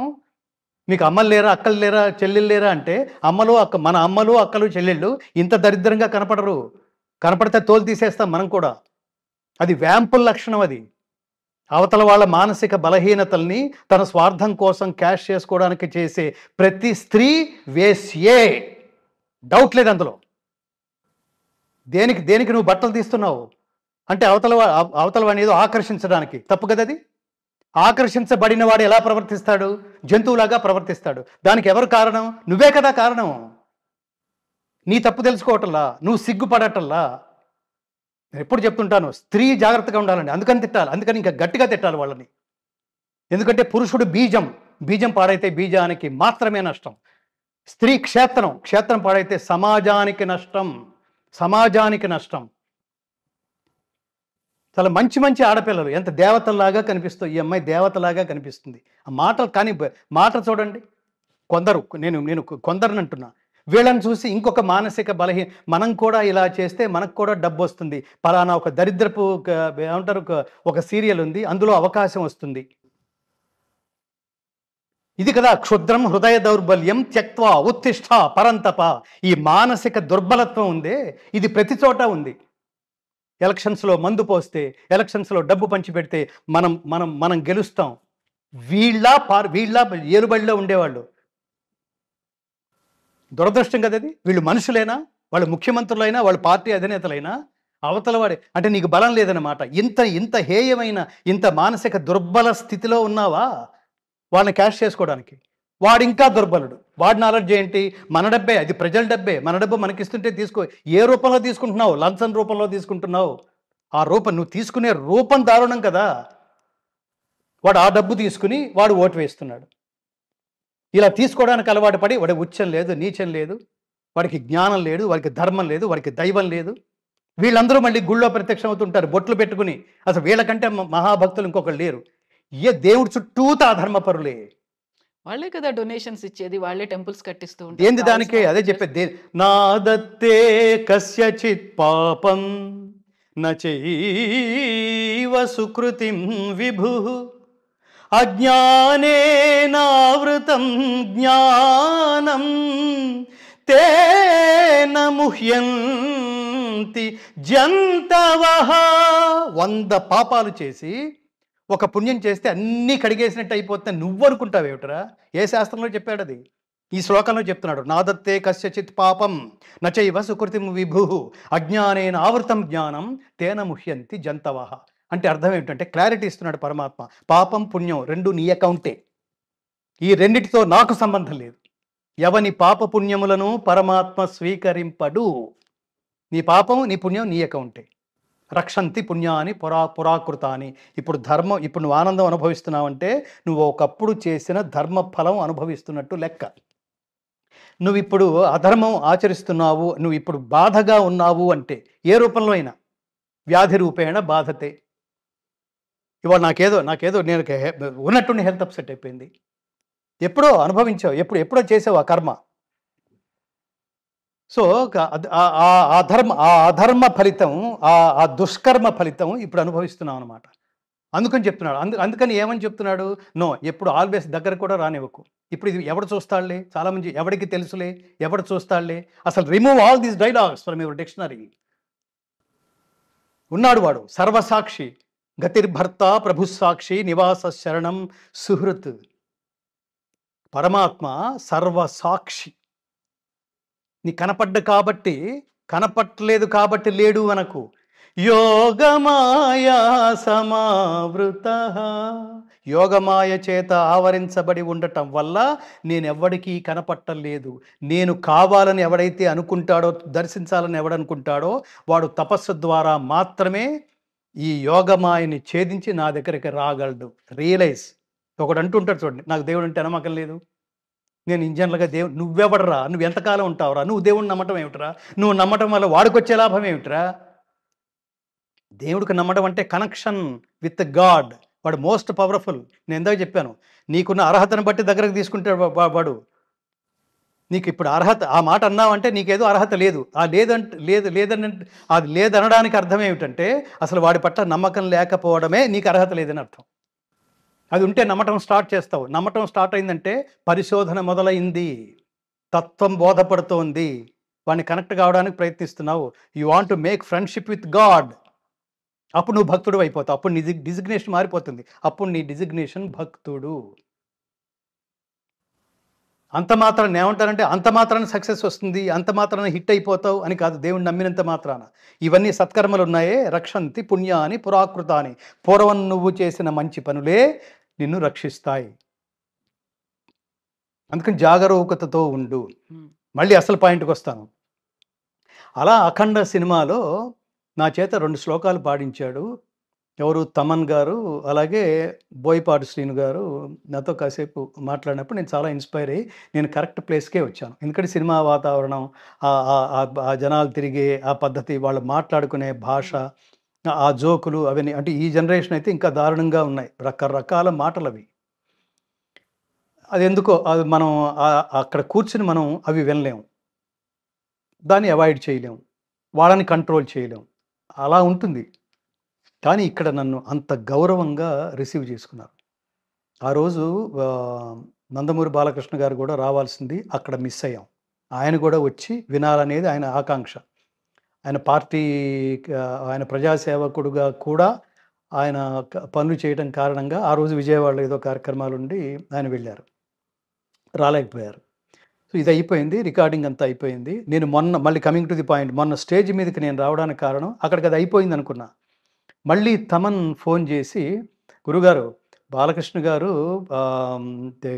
మేమందరం కలిసి భగవద్గీతతో ఈ కార్యక్రమం, భగవద్గీతాలాపనతో మా అఖండ 2 ప్రీ రిలీజ్ ఫంక్షన్ ప్రారంభమైతే బాగుంటుంది అని అనుకున్నాం గురుగారు, మీరు తప్పకుండా రావాలి అని ఖచ్చితంగా గురుభావనతో పిలవటం కారణంగా నేను అప్పటికి మళ్ళీ ఆర్కెస్ట్రా, సినిమా పాటలు, అక్కడికి వెళ్ళి నేను ఆ వెనక కూర్చోవటం, ఇవన్నీ అంటే నేను రెగ్యులర్గా నాకు ఒక మార్గం అలవాటైపోయిన దీంట్లో ఇప్పుడు ఇది ఎన్ని గంటలకు కూర్చుంటామో తెలియదు. సినిమా ఫంక్షన్స్ అన్నీ అలా ఉంటాయి అని అనుకున్న దీంట్లో మళ్ళీ గురువుగారు, మీరు బాలకృష్ణ గారు మళ్ళీ గుర్తు చేయమన్నారు. ఇవన్నీ మాట్లాడడం వల్ల మళ్ళీ వెళ్ళాను. భగవద్గీత పఠనం అయిపోయింది. ఓపెనింగ్ కృష్ణ ప్రార్థన, ముందు గురు ప్రార్థన చేసి తర్వాత భగవద్గీత శ్లోకాలు అంతా అయిపోయి నేను వెనక్కి వెళ్ళి కూర్చున్నాను. నేను ఇప్పుడు వెళ్ళిపోవచ్చా అని కూడా అడిగాను. అంటే మీ ఇష్టం గురువుగారు, మన చంక అయిపోయింది, మీరు కూర్చోగలిగినంతసేపు కూర్చోవచ్చు, మీకు ఆసక్తి ఉంటే అన్నారు.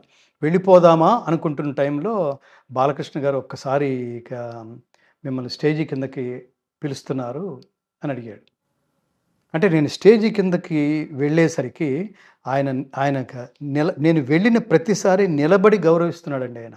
హ్మ్. అది నేను మూవ్ అయిపోయాను. నేను జర్నలిస్ట్‌గా ఉన్నప్పుడు ఆయన షూటింగ్స్‌కి కవరేజెస్‌కి వెళ్ళినప్పుడు అప్పుడు నేను జర్నలిస్ట్ మాత్రమే. కవరేజ్‌కి వెళ్ళినప్పుడు 'శివశంకరి', 'ఎన్టీ రామారావు' గారికి పాటలు ఇవన్నీ ఆయన చాలా ఎంజాయ్ చేస్తుండే. ఒక బ్యాచ్ 'గిరిబాబు' గారు, ఆయన 'చలపతిరావు' గారు ఒక బ్యాచ్ ఉండేది. పాత పాటలంటే వాళ్ళకి చాలా ఇష్టం. నేను ఘంటసాల గారి పాటల్లో నాదొక ఉత్తమమైన మార్గం. అలా పేరు తెచ్చుకున్నవాడిని. అవన్నీ పాడుతూ ఉండేవాళ్ళం. ఇప్పుడసలు పూర్తిగా నా అడ్రస్సు మారిపోయినాయి. నేను వెళ్ళిన ప్రతిసారి ఆయన నిలబడుతున్నారు. ఆయన ఏం చేశారంటే మెట్ల దగ్గర నిలబడి ఉన్నాడండి ఆయన. నిలబడి "గురుగారు, మనిద్దరం కలిసి స్టేజ్ మీదకి వెళ్ళాలి. మీరు నా పక్కనే ఉండాలి. మిగతా సినిమా తోటి ఆర్టిస్టులు, సాంకేతిక నిపుణులు వాళ్ళందరూ వెనక ఉన్నారు. ఆయన పక్కనే నన్ను చేత్తో పట్టుకొని ఆయన స్టేజ్ మీదకి తీసుకెళ్తున్నాడు.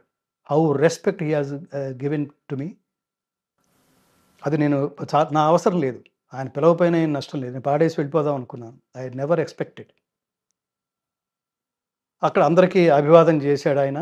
అది అది అది అది నేచురల్. ఆయన కోసమే వస్తారు. నా కోసం ఎందుకొస్తారు? సరే నేను నమస్కారం చేశాను. మళ్ళీ వెళ్ళి నేను కూర్చున్నాను వెనక.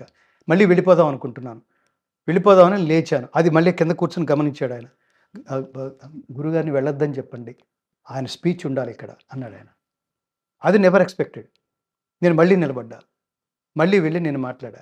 అబౌట్ అఖండ. నేను ఇందాక చెప్పినట్టుగా ఖచ్చితంగా సనాతన ధర్మం అంటే తెలుసుకోవాలి అనుకునే వాళ్ళకి, ఎందుకంటే ఒక వ్యక్తి స్టేజ్ మీద నుంచి మాట్లాడితే కొన్ని వందల మందో, వేల మందో, లక్షల మందో మాత్రమే వింటారు. వాళ్ళ స్థాయిని బట్టి, వాళ్ళ వాక్ స్పష్టతను బట్టి, వాళ్ళ వాక్ శక్తిని బట్టి. కానీ సినిమా ద్వారా వస్తే కొన్ని కోట్ల మంది చూస్తారండి ఏకకాలంలో. కొన్ని కోట్ల మంది. అందుకని నేను డెఫినిట్‌గా దాన్ని దాన్ని చాలా చాలా బిలీవ్ చేశాను. ఆ ట్రైలర్ చూసిన తర్వాత అంతకుముందు దర్శకుడు చెప్పినప్పుడు, తమన్ చెప్పినప్పుడు, అసలు ఆ సినిమాలో ఉన్న రికార్డింగ్ బిట్స్, ఆ శాస్త్రాలు గాని, వేదాలు గాని, ఆ ఉపనిషత్తులు గాని, ఆ మంత్రాలు గాని, ఆ వెనకాల స్తోత్రాలు గాని, అవన్నీ రికార్డింగ్‌లో పెట్టేశారు. హ్మ్. ఇది ఖచ్చితంగా ఇదేదో ఒక అఖండ అనేది సనాతన ధర్మాన్ని ప్రపంచానికి బలంగా తీసుకువెళ్ళబోతోంది కొన్ని క్యారెక్టర్స్‌తో పాటు. ఈ రోజుల్లో భక్తి సినిమా ఏమిటి అనుకుంటే అది కేవలం భక్తే కాదండి అది. అది నేను ఇందాక నిన్న స్టేజ్ మీద కూడా చెప్పాను. అది ఎంటర్‌టైన్‌మెంట్ విత్ ఎన్‌లైటన్‌మెంట్. ఆనందంతో కూడిన ఆత్మజ్ఞానం. అంత పవర్‌ఫుల్‌గా ఆయన డైలాగ్స్ గాని, అంత పైగా మనవాడు ఒక డైరెక్టరు చాలా డీటెయిల్డ్‌గా తీస్తాడు. చాలా డీటెయిల్డ్‌గా వర్క్ చేస్తాడు. మీరు అఖండ మొదటి సినిమాలో మొదటి పార్ట్‌లో బాలకృష్ణ గారి ఎంట్రన్స్ చూడండి. బాలకృష్ణ గారి ఫస్ట్ షాట్ ఇంట్రడక్షను ఆ పిల్లాడిని ఎత్తుకొని రక్షించండి అని గుహలోకెళ్ళిపోతుంది. గుహలోకెళ్ళిపోతే ఆ రక్తపు బొట్లు అది నాకు సీన్ ఏదో అస్పష్టంగా నేను వెంటనే చెప్పలేకపోతున్నాను. అక్కడ నెత్తురు చిమ్మితే ఆ నెత్తురు ఫస్ట్ ఆ 2, 3 బొట్లు బాలకృష్ణ గారి ఆ నుదుటి మీద పడతాయి. దాన్ని క్లోజ్ తీశాడండి. Never before. ఆ థియేటర్ అంతా రోరింగ్ ఎక్స్‌ప్రెషన్స్, రోరింగ్ రియాక్షన్స్. అది పవర్‌ఫుల్ ప్రెజెంటేషన్ అంటే. అక్కడున్నాడతను. అలా తీయగలడతను. అందుకని బాలకృష్ణ గారు ప్రేమించాడు అతన్ని. కాకుంటే మీరు సనాతన ధర్మ పరిరక్షణ కోసం బోయపాటు సీన్ ఏ సంభవామి యుగే యుగే అన్నట్టుగా ఒకరొస్తారు. ఆ ఒకరు ఈయనే అని చెప్పడం. ఖచ్చితంగా. ఆ తర్వాత ఈ త్రిమూర్తులు అనడం ఏంటి మీరు? ఇది చెప్పాలి.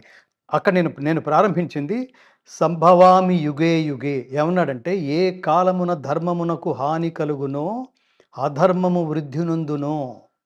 ఇప్పుడు జరుగుతుందది. ఆయా సమయముల యందు అంటే దేశ ప్రధాన్నే లేపేయడానికి ఎంత బలంగా ప్లాన్స్ జరుగుతున్నాయో మనకు తెలుసు. దేశాన్ని నాశనం చేయడానికి ఎంత ధైర్యంగా ఈ దేశంలోకి అడుగుపెట్టి ఒక మహానుభావుడు. ఈ ధర్మ ప్రచారకులు ఎవరైతే గురువు స్థానాల్లో, స్వామీజీల స్థానాల్లో ఉన్నారో వాళ్ళ వ్యవస్థల్ని కాపాడుకోవటంలో చూపించే శ్రద్ధలో 5% సనాతన ధర్మ బీజాల్ని భక్తులలో, తమ అనుయాయులలో, అనుచరుల్లో నాటడంలో 5% చూపించిన సనాతన ధర్మం ఇవాళ ఇంత వీక్‌గా ఉండేది కాదు. నేను ఇవాళ జరిగిన దానికి నేను మనస్తాపం చెందాను. నా ప్రాణాలు అర్పించడానికి సిద్ధంగా ఉన్నాను అని ఒక స్వామీజీ రోడ్డు మీదకి వచ్చేసాడనుకోండి, ఎన్ని కోట్ల మంది వచ్చేస్తారండి? ఈ అలజడి ఎక్కడి దాకా వెళ్తుందండి? ఇతర దేశాల దాకా. అట్టి స్వధర్మాచరణమున మరణము సంభవించినను మేలే. ఫస్ట్ తిరగబడు. అసలు ముందు రియాక్షనే లేదు నీకు. హిందువు అని అతను ఎక్కుపెట్టి హిందువులందరినీ 26 మందిని పర్యాటకుల్ని చంపేస్తే ఏ హిందువుకి స్పష్టత లేక, ఏ హిందువు రియాక్ట్ కాకపోతే స్వామీజీలు తీసేయండి ఒక సెక్టార్. అసలు నువ్వు హిందువు అని ఫీల్ అవుతున్నావా? చెప్పుకోవడానికి బొట్టు పెట్టుకుని కనిపిస్తున్నావు తప్ప you are not real practising Hindu. మనకి ఇక్కడ కావాల్సింది ఆచరణాత్మక హిందుత్వం, ఆచరణాత్మక సనాతన ధర్మీయులు కావాలి. ఆచరణాత్మక అంటే అర్థం ఏమిటంటే, నువ్వు మీ నాన్న అంటే ఊరుకుంటున్నావా? మీ అమ్మనంటే ఊరుకుంటావా? నీ భార్యనంటే, నీ భర్తనంటే ఊరుకుంటున్నావా? నీ బిడ్డల్ని ఏమన్నా అంటే ఊరుకుంటున్నావా? వాలిపోవటం లేదు వచ్చి. నీ ప్రాపర్టీని అంటే ఊరుకుంటున్నావా? తిరగబడ్డలేదు.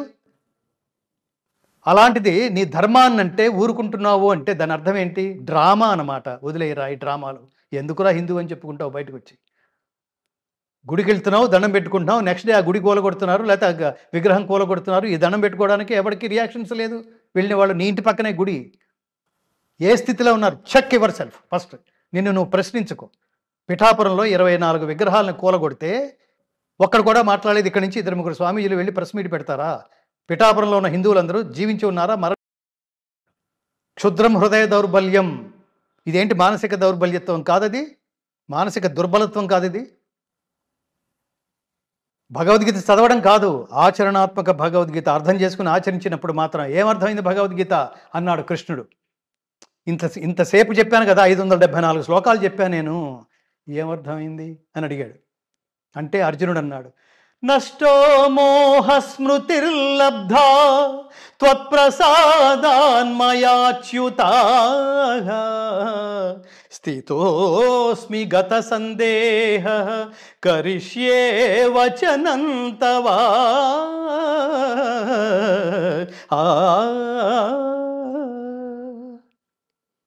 పరమాత్మ ఎంత అద్భుతంగా చెప్పావయ్యా. నువ్వు చెప్పిన భగవద్గీత అంతా నేను పొరపాటున అజ్ఞానంతో, తాత్కాలికమైన అజ్ఞానంతో నాకేం చేయాలో పాలుపోక ప్రత్యక్షంగా నా వైరిపక్షంలో ఉన్న తండ్రులు, తాతలు, గురువులు, మేనమామలు, సోదరులు, మనవళ్ళు, ప్రపితామహులు, ఆచార్యులు, హితైషులు, సన్నిహితులు ఇంతమందిని చూసి వీళ్ళని చంపిన నెత్తుటి కూటితో రాజ్యాన్ని భోగించడం కంటే నేను వీళ్ళెవరిని చంపకుండా వెనక్కి వెళ్ళిపోయి భిక్షమెత్తుకుని బతకటమైనా శ్రేయస్సు అనిపించింది. ఎంత అజ్ఞానం, నా క్షత్రియ ధర్మాన్ని కూడా మర్చిపోయాను. ఎంతటి దుస్థితిలో ఉన్నానో నన్ను ఎంత జాగృతం చేసావు పరమాత్మ. ధర్మతత్వాన్ని బోధించి, కర్మయోగాన్ని బోధించి, భక్తితత్వాన్ని బోధించి, చివరికి జ్ఞానం అంటే ఏమిటో చెప్పి, అన్నీ కలిపి కర్మని భక్తి శ్రద్ధలతో ఆచరిస్తే జ్ఞానం లభిస్తుందని చెప్పి ఎంత చైతన్యపరిచావు పరమాత్మ. నాకు అర్థమైపోయింది, నేను మారిపోయాను. నా స్వాభావిక కర్మని పునరుద్ధరించడానికి నువ్వు చేసిన హితోపదేశం నా బుర్రకెక్కేసింది పరమాత్మ. నష్టో మోహ, అజ్ఞానం నశించింది, జ్ఞానం లభించింది, డౌట్స్ అన్నీ క్లియర్. స్థితోస్మి గత సందేహ, సందేహాలన్నీ తొలగిపోయినాయి. ఇప్పుడు ఐఎమ్ రెడీ టు ఫైట్ అన్నాడు. భగవద్గీత చదివితే ఏమొస్తుందంటే అజ్ఞానం పోతుంది, జ్ఞానం వస్తుంది, డౌట్స్ అన్నీ పోతాయి. ప్రతివాడికి కావాల్సింది ఇదే కదా. ఎవడరా దీన్ని మతం ఉంది? ఎవడరా దీన్ని ఒక వర్గానికి అంటగడుతోంది? ఎవడరా హిందూ మతం అంటే ఒక వర్గానికి, ఒక దేశానికి మాత్రమే చెందిందండి? కళ్ళు తెరవండిరా హిందువులారా, సనాతన ధర్మబంధువులారా. ఇది సర్వశ్రేయోదాయకమైనది. అందరికీ, ఇది అందరికీ వర్తిస్తుంది కదా. లేకపోతే నేను ఏమంటానంటే ఇదే సందర్భంలో, అసలు ఇది సర్వశ్రేయోదాయకమైంది కాకపోతే అంతరిక్షంలోకి వెళ్ళిపోయిన సునీత విలియమ్స్ మీకేంటి ఇంత, మీరు అసలు బతుకుతారో తిరిగి వస్తారో లేదో తెలియదు కదా. మీ మానసిక స్థితి ఏమిటి? మీ ధైర్యానికి రీజన్ ఏమిటి అంటే, నేను ఆకాశంలోకి భగవద్గీత తీసుకువెళ్ళాను అని చెప్పిందండి. ఆకాశంలోకి నాకు ఆ స్థైర్యాన్ని ఇచ్చింది భగవద్గీత. ఎవరు చెప్పింది? సునీత విలియమ్స్. ఒలింపిక్స్లో పథకం సాధించిన, అప్పుడు మీరే ఇంటర్వ్యూ చేసినట్టు మను బాకర్. ఆ అమ్మాయి ఏముందంటే, నాకు ఎన్నిసార్లు, ఇప్పుడు నేను ఓడిపోయానా నాకేం బాధ లేదు, ఇప్పుడు నాకు గెలిచానా గర్వం రాలేదు, ఎందుకంటే ఈ ఫలితం పరమాత్మదే, కర్మ మాత్రమే నేను స్పష్టంగా చేస్తా, జాగ్రత్తగా చేస్తా. ఎక్కడన్నా తప్పు ఎక్కడన్నా నేను ఫెయిల్ అయిన అనుకో, నా ఎఫర్ట్ 100% లేదనమాట. నేనేదో అనుకున్నాను, అదేదో 99% ఉందనమాట. నా తపస్సు సక్రమంగా జరగలేదనమాట. ఐ ట్రై అగైన్ అనుకుంటాను తప్ప నేను ఆత్మహత్య చేసుకోను. నేను బలహీనపడను. ఇప్పుడు నేను గెలవటానికి కారణం నాకు ప్రతి క్షణం మనోధైర్యాన్నిచ్చిన భగవద్గీత అంది ఆవిడ.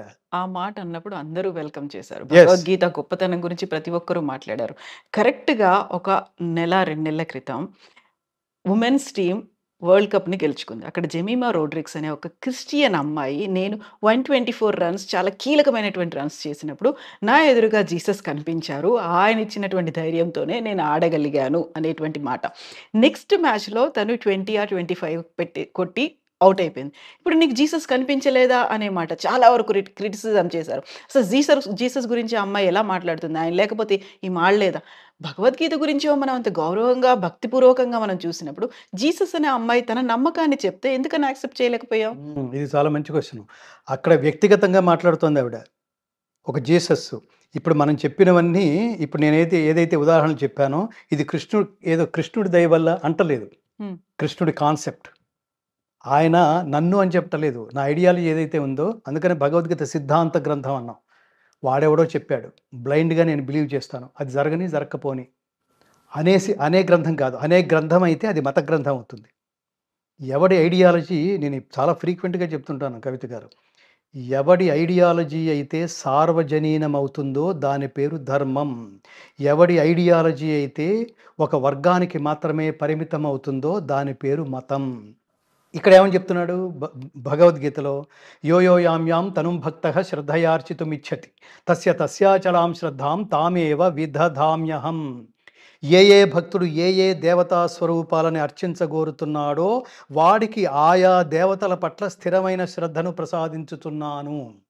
నేను ప్రసాదించే ఆ స్థిరమైన శ్రద్ధతో ఆ భక్తుడు ఆయా దేవతలని ఆరాధించి వాళ్ళ ద్వారా, నేను అనుగ్రహించే శక్తితో వాళ్ళ ద్వారా వాళ్ళ అనుగ్రహానికి పాత్రుడై తమ అభీష్టాలని నెరవేర్చుకొనుచున్నాడు ఆ భక్తుడు.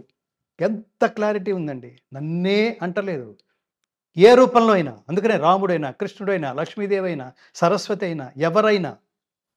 కానీ గుర్తుపెట్టుకో, వాళ్ళందరూ కామ్యదేవతలు మాత్రమే. ఆయా కోరికల్ని తీరుస్తారు. కానీ నేను మోక్ష దేవతని. నా ముందు నిలబడితే ఏం కావాలి? మోక్షం. ఎందుకు కావాలి? అది శాశ్వతానందమయ స్థితి కాబట్టి. నిన్న వాళ్ళకు కూడా చెప్పాను. బాలకృష్ణ గారిని అందరూ బాలయ్య బాబు అంటుంటారు. అది అసలు అలా అనకండిరా. పవర్ఫుల్ ఏంటంటే బాలయ్య అంటే మంత్రం కాదు అది. ఇది గుర్తుపెట్టుకోండి. బాలయ్య అని గంతులేస్తే మంత్రం కాదు, బాలకృష్ణ. మంత్రం అంతా కృష్ణలో ఉంది. అది పిలిపించుకునేవాడికి, పిలిచేవాడికి ఇద్దరికి మోక్షదాయకం. అది మహామంత్రం. మంత్రాలకున్న సహజ శక్తి వల్ల అది ప్రచోదితమై నీ మనస్సు మీద, బుద్ధి మీద, ఆత్మ మీద ప్రభావితం అయి నీ చాలా ఉత్తమమైన మార్గానికి తీసుకువెళ్తుంది. కృష్ణ శబ్దానికి అర్థం ఏంటంటే, క్రిష్ అనేది ధాతువు. దానికి ఏమిటంటే ఆకర్షించుట అని అర్థం. కృష్ణలో క్రిష్ ఆకర్షించుట. ఆకర్షించి ఏం చేస్తాడు? రెండోది అణ అనేది మోస్ట్ ఇంపార్టెంట్. అది ఆనందవాచకం. ఆకర్షించి ఏమిస్తాడంటే ఆనందం ఇస్తాడు. ఏమిటి ఆనందం? తాత్కాలికమైన ఆనందం కాదు, శాశ్వతమైన ఆనందం. ఆ శాశ్వతమైన ఆనందం పేరే మోక్షం. మోక్షం ఎందుకు కావాలి అంటే, ఈ లోకానికి పరమాత్మ ఇచ్చిన ట్యాగ్ ఏమిటో తెలుసా అండి? అనిత్యమసుఖం లోకం ఇమం ప్రాప్య భజస్వమాం. ఈ లోకం అనిత్యం, నిత్యమైంది కాదు. అంటే శాశ్వతమైంది కాదు. ఇది శాశ్వతమైంది కాదు. అసుఖం, ఇందులో సుఖం లేదు. మీరు చూడండి, జీవితాంతం సుఖంగా ఉన్నవాడు ఎవడన్నా కనిపిస్తాడా? జీవితాంతం బాధగా ఉన్నవాడు ఎవడు కనిపిస్తాడా? బాధగా ఉంది అనుకునే లోపల సుఖం వస్తోంది. సుఖం పేరుతో ఆనందం పొందుతున్నావు అని విర్రవిగే లోపల మళ్ళీ బాధ వస్తుంది, కోలుకోలేని దెబ్బ తగులుతోంది. ఎందుకురా ఈ జీవితం, అసలు ఎందుకు ఈ జన్మ అనుకోని స్థితి అంటూ ఉండదు మానవుడికి. అప్పుడు ఏం చేయాలి? అసలు ఇవేవి వద్దంటే ఏం చేయాలి అని అడుగుతున్నాను దేవుణ్ణి. అప్పుడు ఆయన చెప్తున్నాడు, శాశ్వత ఆనందమయ స్థితి అయిన మోక్షం నా దగ్గర ఉంది. మోక్షమిచ్చేత్ జనార్దన. మోక్షమిచ్చే దేవత. చాలా స్పష్టంగా how to behave your self. What to do what not to do, ఏది చెయ్యాలి ఏది చేయకూడదు, అది భగవద్గీత. ఏది చేస్తే శాశ్వతమైన స్థితికి చేరుకుంటావు. ఈ 3 భగవద్గీతలో ఉంటాయి. ఎవడు తామసిక లక్షణాలు ఉన్నవాడు, ఎవడు రాజసిక లక్షణాలు ఉన్నవాడు, ఎవడు సాత్విక లక్షణాలు ఉన్నవాడు, మనిషి అభ్యసించవలసిన చేయవలసిన పుణ్యకర్మలు ఏమిటి? పుణ్యకర్మలు 3 కర్మలు. ఒకటి యజ్ఞం, రెండవది దానం, మూడవది తపస్సు. ప్రతివాడు చేయవలసిందే. యజ్ఞం దేవతల కోసం. అలా యజ్ఞం చేస్తే ఆ హవిస్సును తీసుకుని నీకేం కావాలో అది ఇచ్చేస్తారు దేవతలు. ఈ టచ్లో ఉండండి మీరిద్దరూ అంటున్నాడు బ్రహ్మదేవుడు. మీరిద్దరూ టచ్లో ఉండండి, పరస్పర శ్రేయస్సు పొందుతూ పరస్పర సహాయులై శ్రేయస్సుని పొందండి ఈ యజ్ఞాల ద్వారా. యజ్ఞశిష్టాసిన సంతో ముచ్యంతే సర్వ కిల్బిషై. పరమాత్మ నుంచి ఏదైతే తీసుకున్నావో తిరిగి పరమాత్ముడికి నివేదన చేసి సమర్పించకుండా నువ్వు తినేస్తే నువ్వు దొంగ సమానమే అంటున్నాడు. ఎంత జ్ఞానం ఉందండి! అది కదా బ్రహ్మార్పణం బ్రహ్మహవి. అన్నం పెట్టగానే తినేయకూడదు, జంతువులు చేస్తాయి పనులు. బ్రహ్మాగ్నౌ బ్రహ్మణాహుతం బ్రహ్మైవ తేన గంతవ్యం బ్రహ్మకర్మ సమాధినా. అహం వైశ్వానరో భూత్వా ప్రాణినాం దేహమాశ్రితః ప్రాణాపాన సమాయుక్తః పచామ్యన్నం చతుర్విధం. అందుకని నాకు అర్పించు అంటే సృష్టిలో ప్రతిదీ పరమాత్ముడి విశేషమే, పరమాత్ముడి అంశమే సృష్టిలో ప్రతి వస్తువు. అందుకని ఇప్పుడు తింటున్నావంటే నీకు అన్ని రకాలుగా ఎనర్జీ, బుర్ర పనిచేస్తుందంటే శక్తి కావాలి. ఆ శక్తి ఇచ్చేదేమిటి? అన్నం. అందుకని అన్నం పరబ్రహ్మ స్వరూపం. ఎన్నెన్ని మాటలు చెప్పారండి, దేని ఎలా కొలవమని చెప్పారండి, ఏ ఏ వస్తు విశేషాలలో పరమాత్మని దర్శించచ్చో ఎంత చెప్పాడండి, వాడి పేరు చెప్పటల్లా. అలాగే ఈ భగవద్గీతలో ఏ స్టేట్మెంట్ చూసినా ప్రపంచంలో అది భగవద్గీత అని చెప్పకండి, ఆ స్టేట్మెంట్ చెప్పండి. ఉరులేయవి ఎనరించిన నరవర అప్రియము తన మనమ్మునకగు తానొరులకు నవి సేయకునికి పరాయణము పరమధర్మ పదములకెళ్ళన్. నేను ఏం చేస్తే ఆనందం కలుగుతుందో, నువ్వు ఇతరులు ఏం చేస్తే నీకు ఆనందం కలుగుతుంది అనుకుంటున్నావో అది నువ్వు ఇతరులకి చెయ్యి, వాళ్ళని ఆనందపెట్టు అని చెప్పండి. ఎస్, కరెక్ట్ అనరు. పర్యాటక ప్రదేశాలు చూడాలంటే పోండి ఇతర దేశాలకి, తాత్కాలికమైన ఆనందం అనిపించండి. శాశ్వతమైన జ్ఞానం కావాలంటే ప్రపంచంలో ప్రతి వాడు ఇక్కడికి రావాల్సిందే.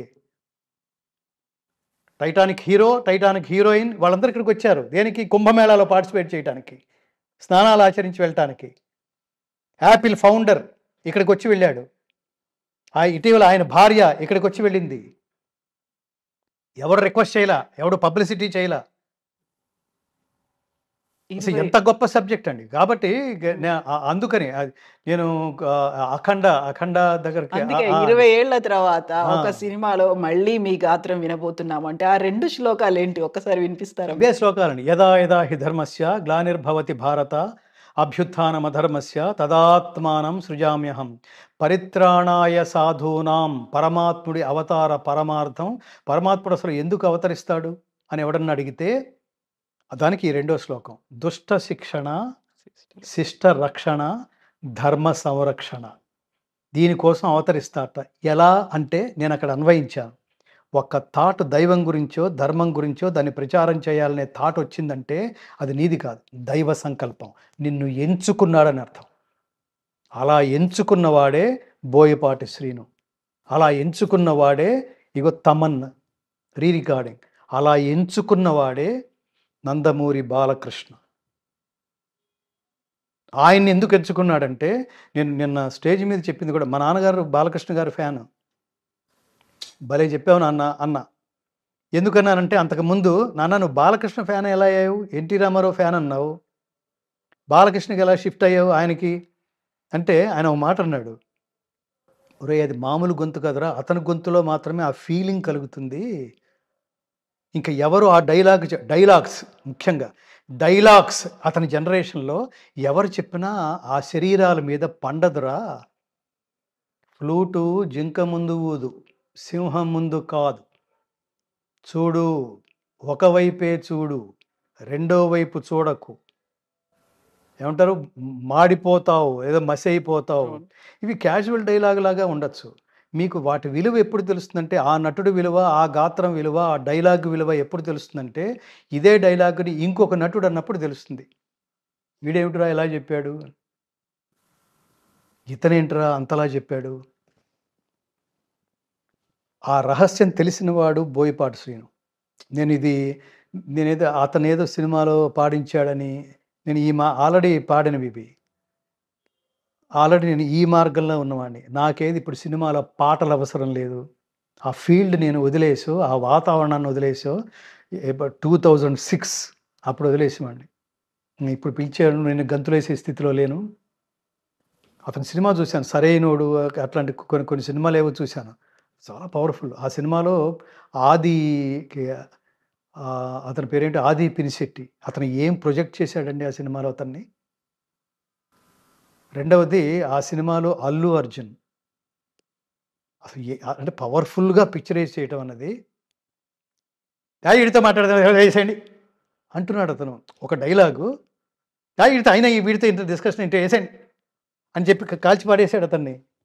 చిన్న డైలాగుతో చాలా చిరాగ్గా వేసేయండి వేసేయండి అనే మాట అంత అంత ఈజీగా నేస్తాడా? అంత పవర్ఫుల్గా అల్లు అర్జున్ మీద ఆ డైలాగ్ పండించాడు అతను. వీళ్ళు దర్శకులు కాదు, దార్శనికులు. ఎందుకంటే దీని ఇంపాక్ట్ ఎలా ఉంటుందో వీళ్ళకి తెలుసు. కె విశ్వనాథ్ గారు, త్రివిక్రమ్ శ్రీనివాస్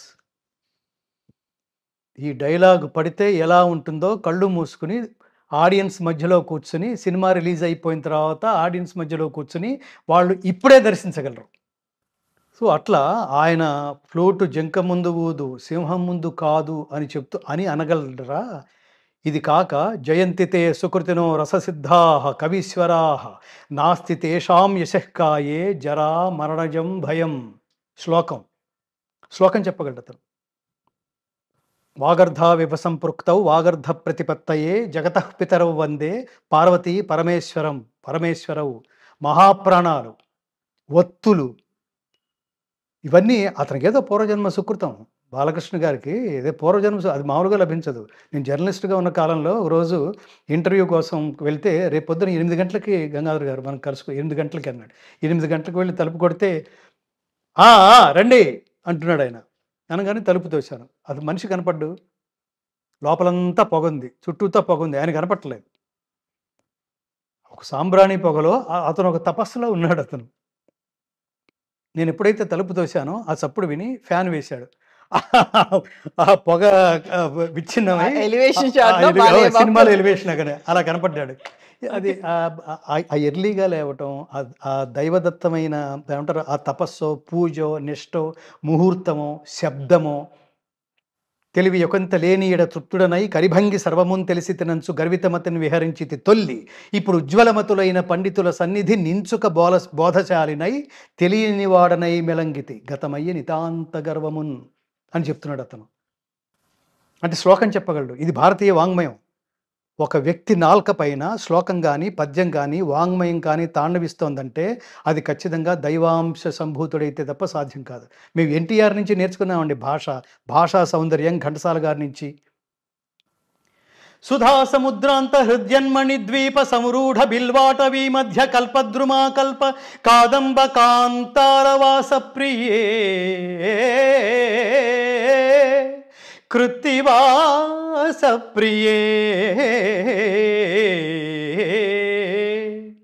సాదరారబ్ధ సంగీత సంభావనా సంభ్రమాలోల నీపస్రగాబద్ధ చూళీ సనాధత్రికే సానుమత్పుత్రికే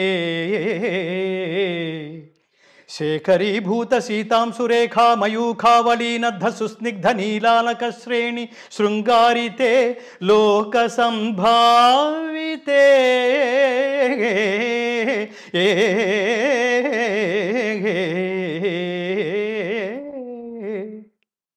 కామలీలా ధనుస్సన్ని బుభ్రౌలుతా కామలీలా ధనుస్సన్ని బభ్రూలతా పుష్ప సందేహ కృచ్చారు గోరోచనా పంకకేళి లలామాభిరామే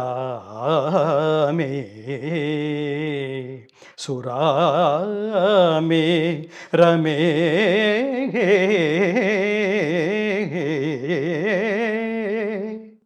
सर्वयंत्रात्मिके सर्वतंत्रात्मिके सर्वमंत्रात्मिके सर्वमुद्रात्मिके सर्वचक्रात्मिके सर्वशक्त्यात्मिके सर्वरूपे జగన్మాతృకే హే జగన్మాతృకే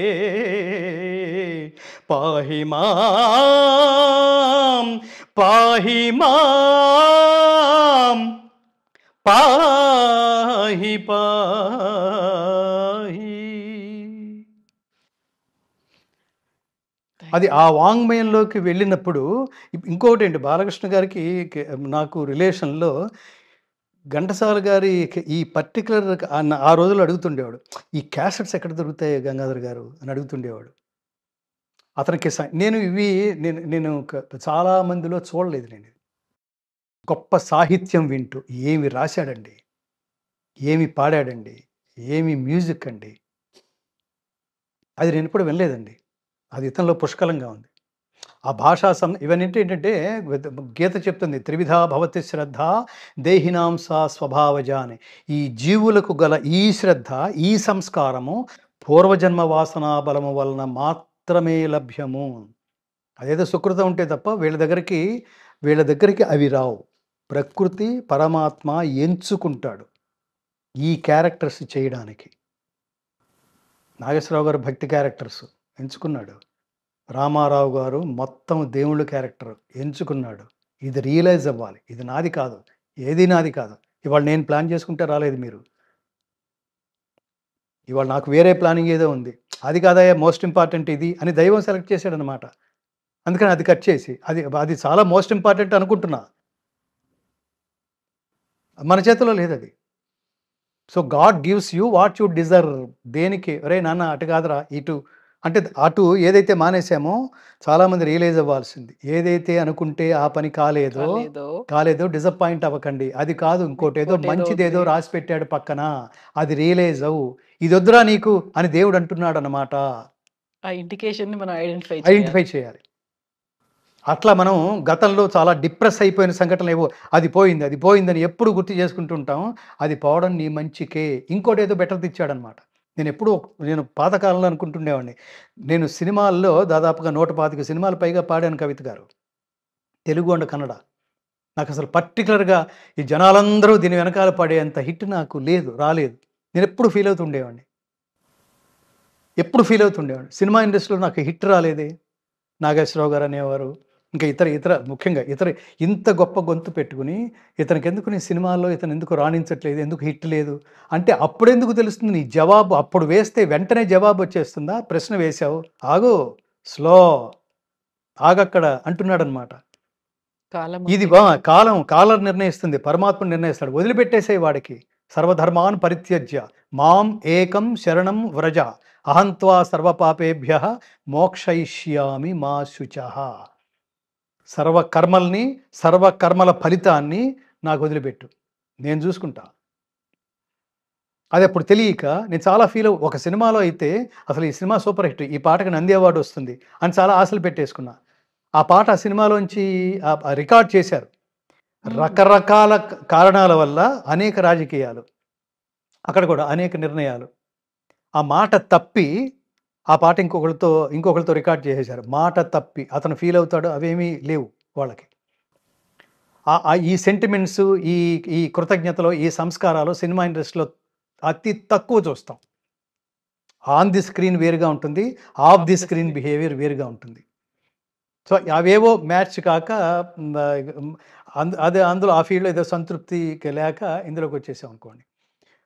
సో ఇందులోకి వచ్చేసామంటే అది కూడా నా ప్రయత్నం కాదు, నీకు తర్వాత ఇస్తాను రా అని ఏదో పరమాత్మ అంటున్నాడు. అప్పుడు నాకు వినపడలా అంటున్నాడు అనమాట. ఆ తర్వాత ఏదో కొన్ని సంఘటనల నేపథ్యంలో సడన్గా ఇందులోకి దిగాం. అది కూడా నా ప్రయత్నం కాదు, అది కూడా నా స్థాయి కాదు, అది కూడా నా ఏమంటారు నా ఆర్థిక స్థితి కాదు, అలా అనుకుంటాం. సో అప్పట్లోనే ఈ దాసనారాయణరావు, నిజంగా నేను సినిమా గాయకుడిగా ఈ సినిమా పరిశ్రమలోకి అడుగుపెట్టడానికి ప్రధానమైన కారణం దాసనారాయణరావు గారు. నేను ఇందాక చెప్పినట్టు బాలకృష్ణ గారు, అలాగే అక్కినేని నాగేశ్వరరావు గారు. సో వీళ్ళు నేను ఈ ఇంటర్వ్యూస్ కోసం వచ్చినప్పుడు వాళ్ళు ఖచ్చితంగా గంగాధర్ గారు మీరు ఒక పాట పాడితే ఇంటర్వ్యూ ఇస్తాం. ఓకే, మంచి కండిషన్. రాజేంద్ర ప్రసాద్, ఇట్లా చాలామంది. అలాంటి సమయాల్లో బాలకృష్ణ గారు ఫ్రీక్వెంట్గా నాతో పాడించుకున్న ఈ పాటలు ఆయనకి పద్యాలంటే కూడా చాలా ఇష్టం. ఆ పాటల్లోనేమో శివశంకరి. పద్యాల్లో ఆయనకి బాగా ఇష్టం 'పాండురంగ మహత్యం' సినిమాలో తల్లిదండ్రులని నిరాదరణకి గురి చేసి, ఆ తర్వాత పశ్చాత్తాపంతో వాళ్ళ పాదాలపైన పడి క్షమించమని వేడుకునే ఎన్టీ రామారావు గారి రసార్ద్రమైన ఘట్టం అది. చాలా విషాదమైన కరుణరసమైన ఘట్టం అది. అందులో ఘంటసాల గారు పాడింది. ఆయన మాత్రమే నేను ఎప్పుడూ చెప్తుంటాను. చాలామంది పాడితే నటిస్తున్నట్టుంటుంది పాటల్లో కూడా. ఘంటసాల గారు పాడితే తానే అదై పాడుతున్నట్టుంటుంది. సందర్భమే తానై, ఆ గానమే తానై, ఆ జీవమే తానై. అది నేను గ్రహించటం వల్ల భగవద్గీత మార్గం దాకా అదేమంటారు ఆర్ద్రత భగవద్గీత గానం దాకా తీసుకువెళ్ళింది. అది ఏ పాదసీమ కాశీ ప్రయాగాది పవిత్ర భూముల కన్న విమలతరము, ఏ పాద పూజ రమాపతి చరణాబ్జ పూజల కన్నను పుణ్యతమము, ఏ పాద తీర్థము పాప సంతాపాగ్ని ఆర్పగా జాలినామృత ఝరము, ఏ పాద స్మరణ నాగేంద్ర శయను ధ్యానము కన్నను మహానందకరము, అట్టి పితరుల పద సేవాత్మమరచి ఇహ పరమ్ములకెడమై తపించువారి కావగలవారు లేరు ఈ జగాన వేరే, నన్ను మన్నించి బ్రోవుమో అమ్మా నాన్న,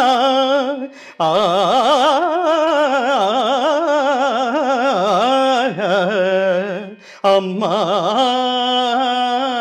నాన్న, అమ్మా అమ్మా నాన్న నాన్న నాన్న అమ్మా. అది ఆయన చాలా ఆర్ద్రంగా రిసీవ్ చేసుకుంటుండేవాడు. అంత కరుణ రసార్ద్రమైన ఈ పద్యాన్ని. అది ఇంకా చాలా పద్యాలు, అది వాంగ్మయం ఆయన గొంతులోనే ఏమంటారు వికసితమైంది అనుకోవచ్చు. కాంచనమయ వేదికా కనత్కేతనోజ్వల విభ్రమము వాడు కలశజుండు, అది ఏనుంగు నెక్కి పెక్కేనుంగులిరుగడరా ఉరవీధుల గ్రాలగలదే, మణిమయం బైన భూషణ జాలముల నొప్పి యొడ్డోలగంబున నుండగలదే. ఈ పద్యాలన్నీ వాంగ్మయంతో పాటు మనం సంగీతం సాహిత్యం, నేను పర్టికులర్గా చెప్తుంటాను ఫ్రీక్వెంట్గా. ఘంటసాల గారి పాటలో ఏముంది, ఆయన పాటలు వింటే ఏం నేర్చుకోవచ్చు అంటే, చాలామంది పాటలు విన్నప్పుడు పాటలే వస్తాయి. ఘంటసాల గారి పాటలు వింటే సంగీతం కూడా వస్తుంది, సాహిత్యం పట్ల ప్రేమ పెరుగుతుంది.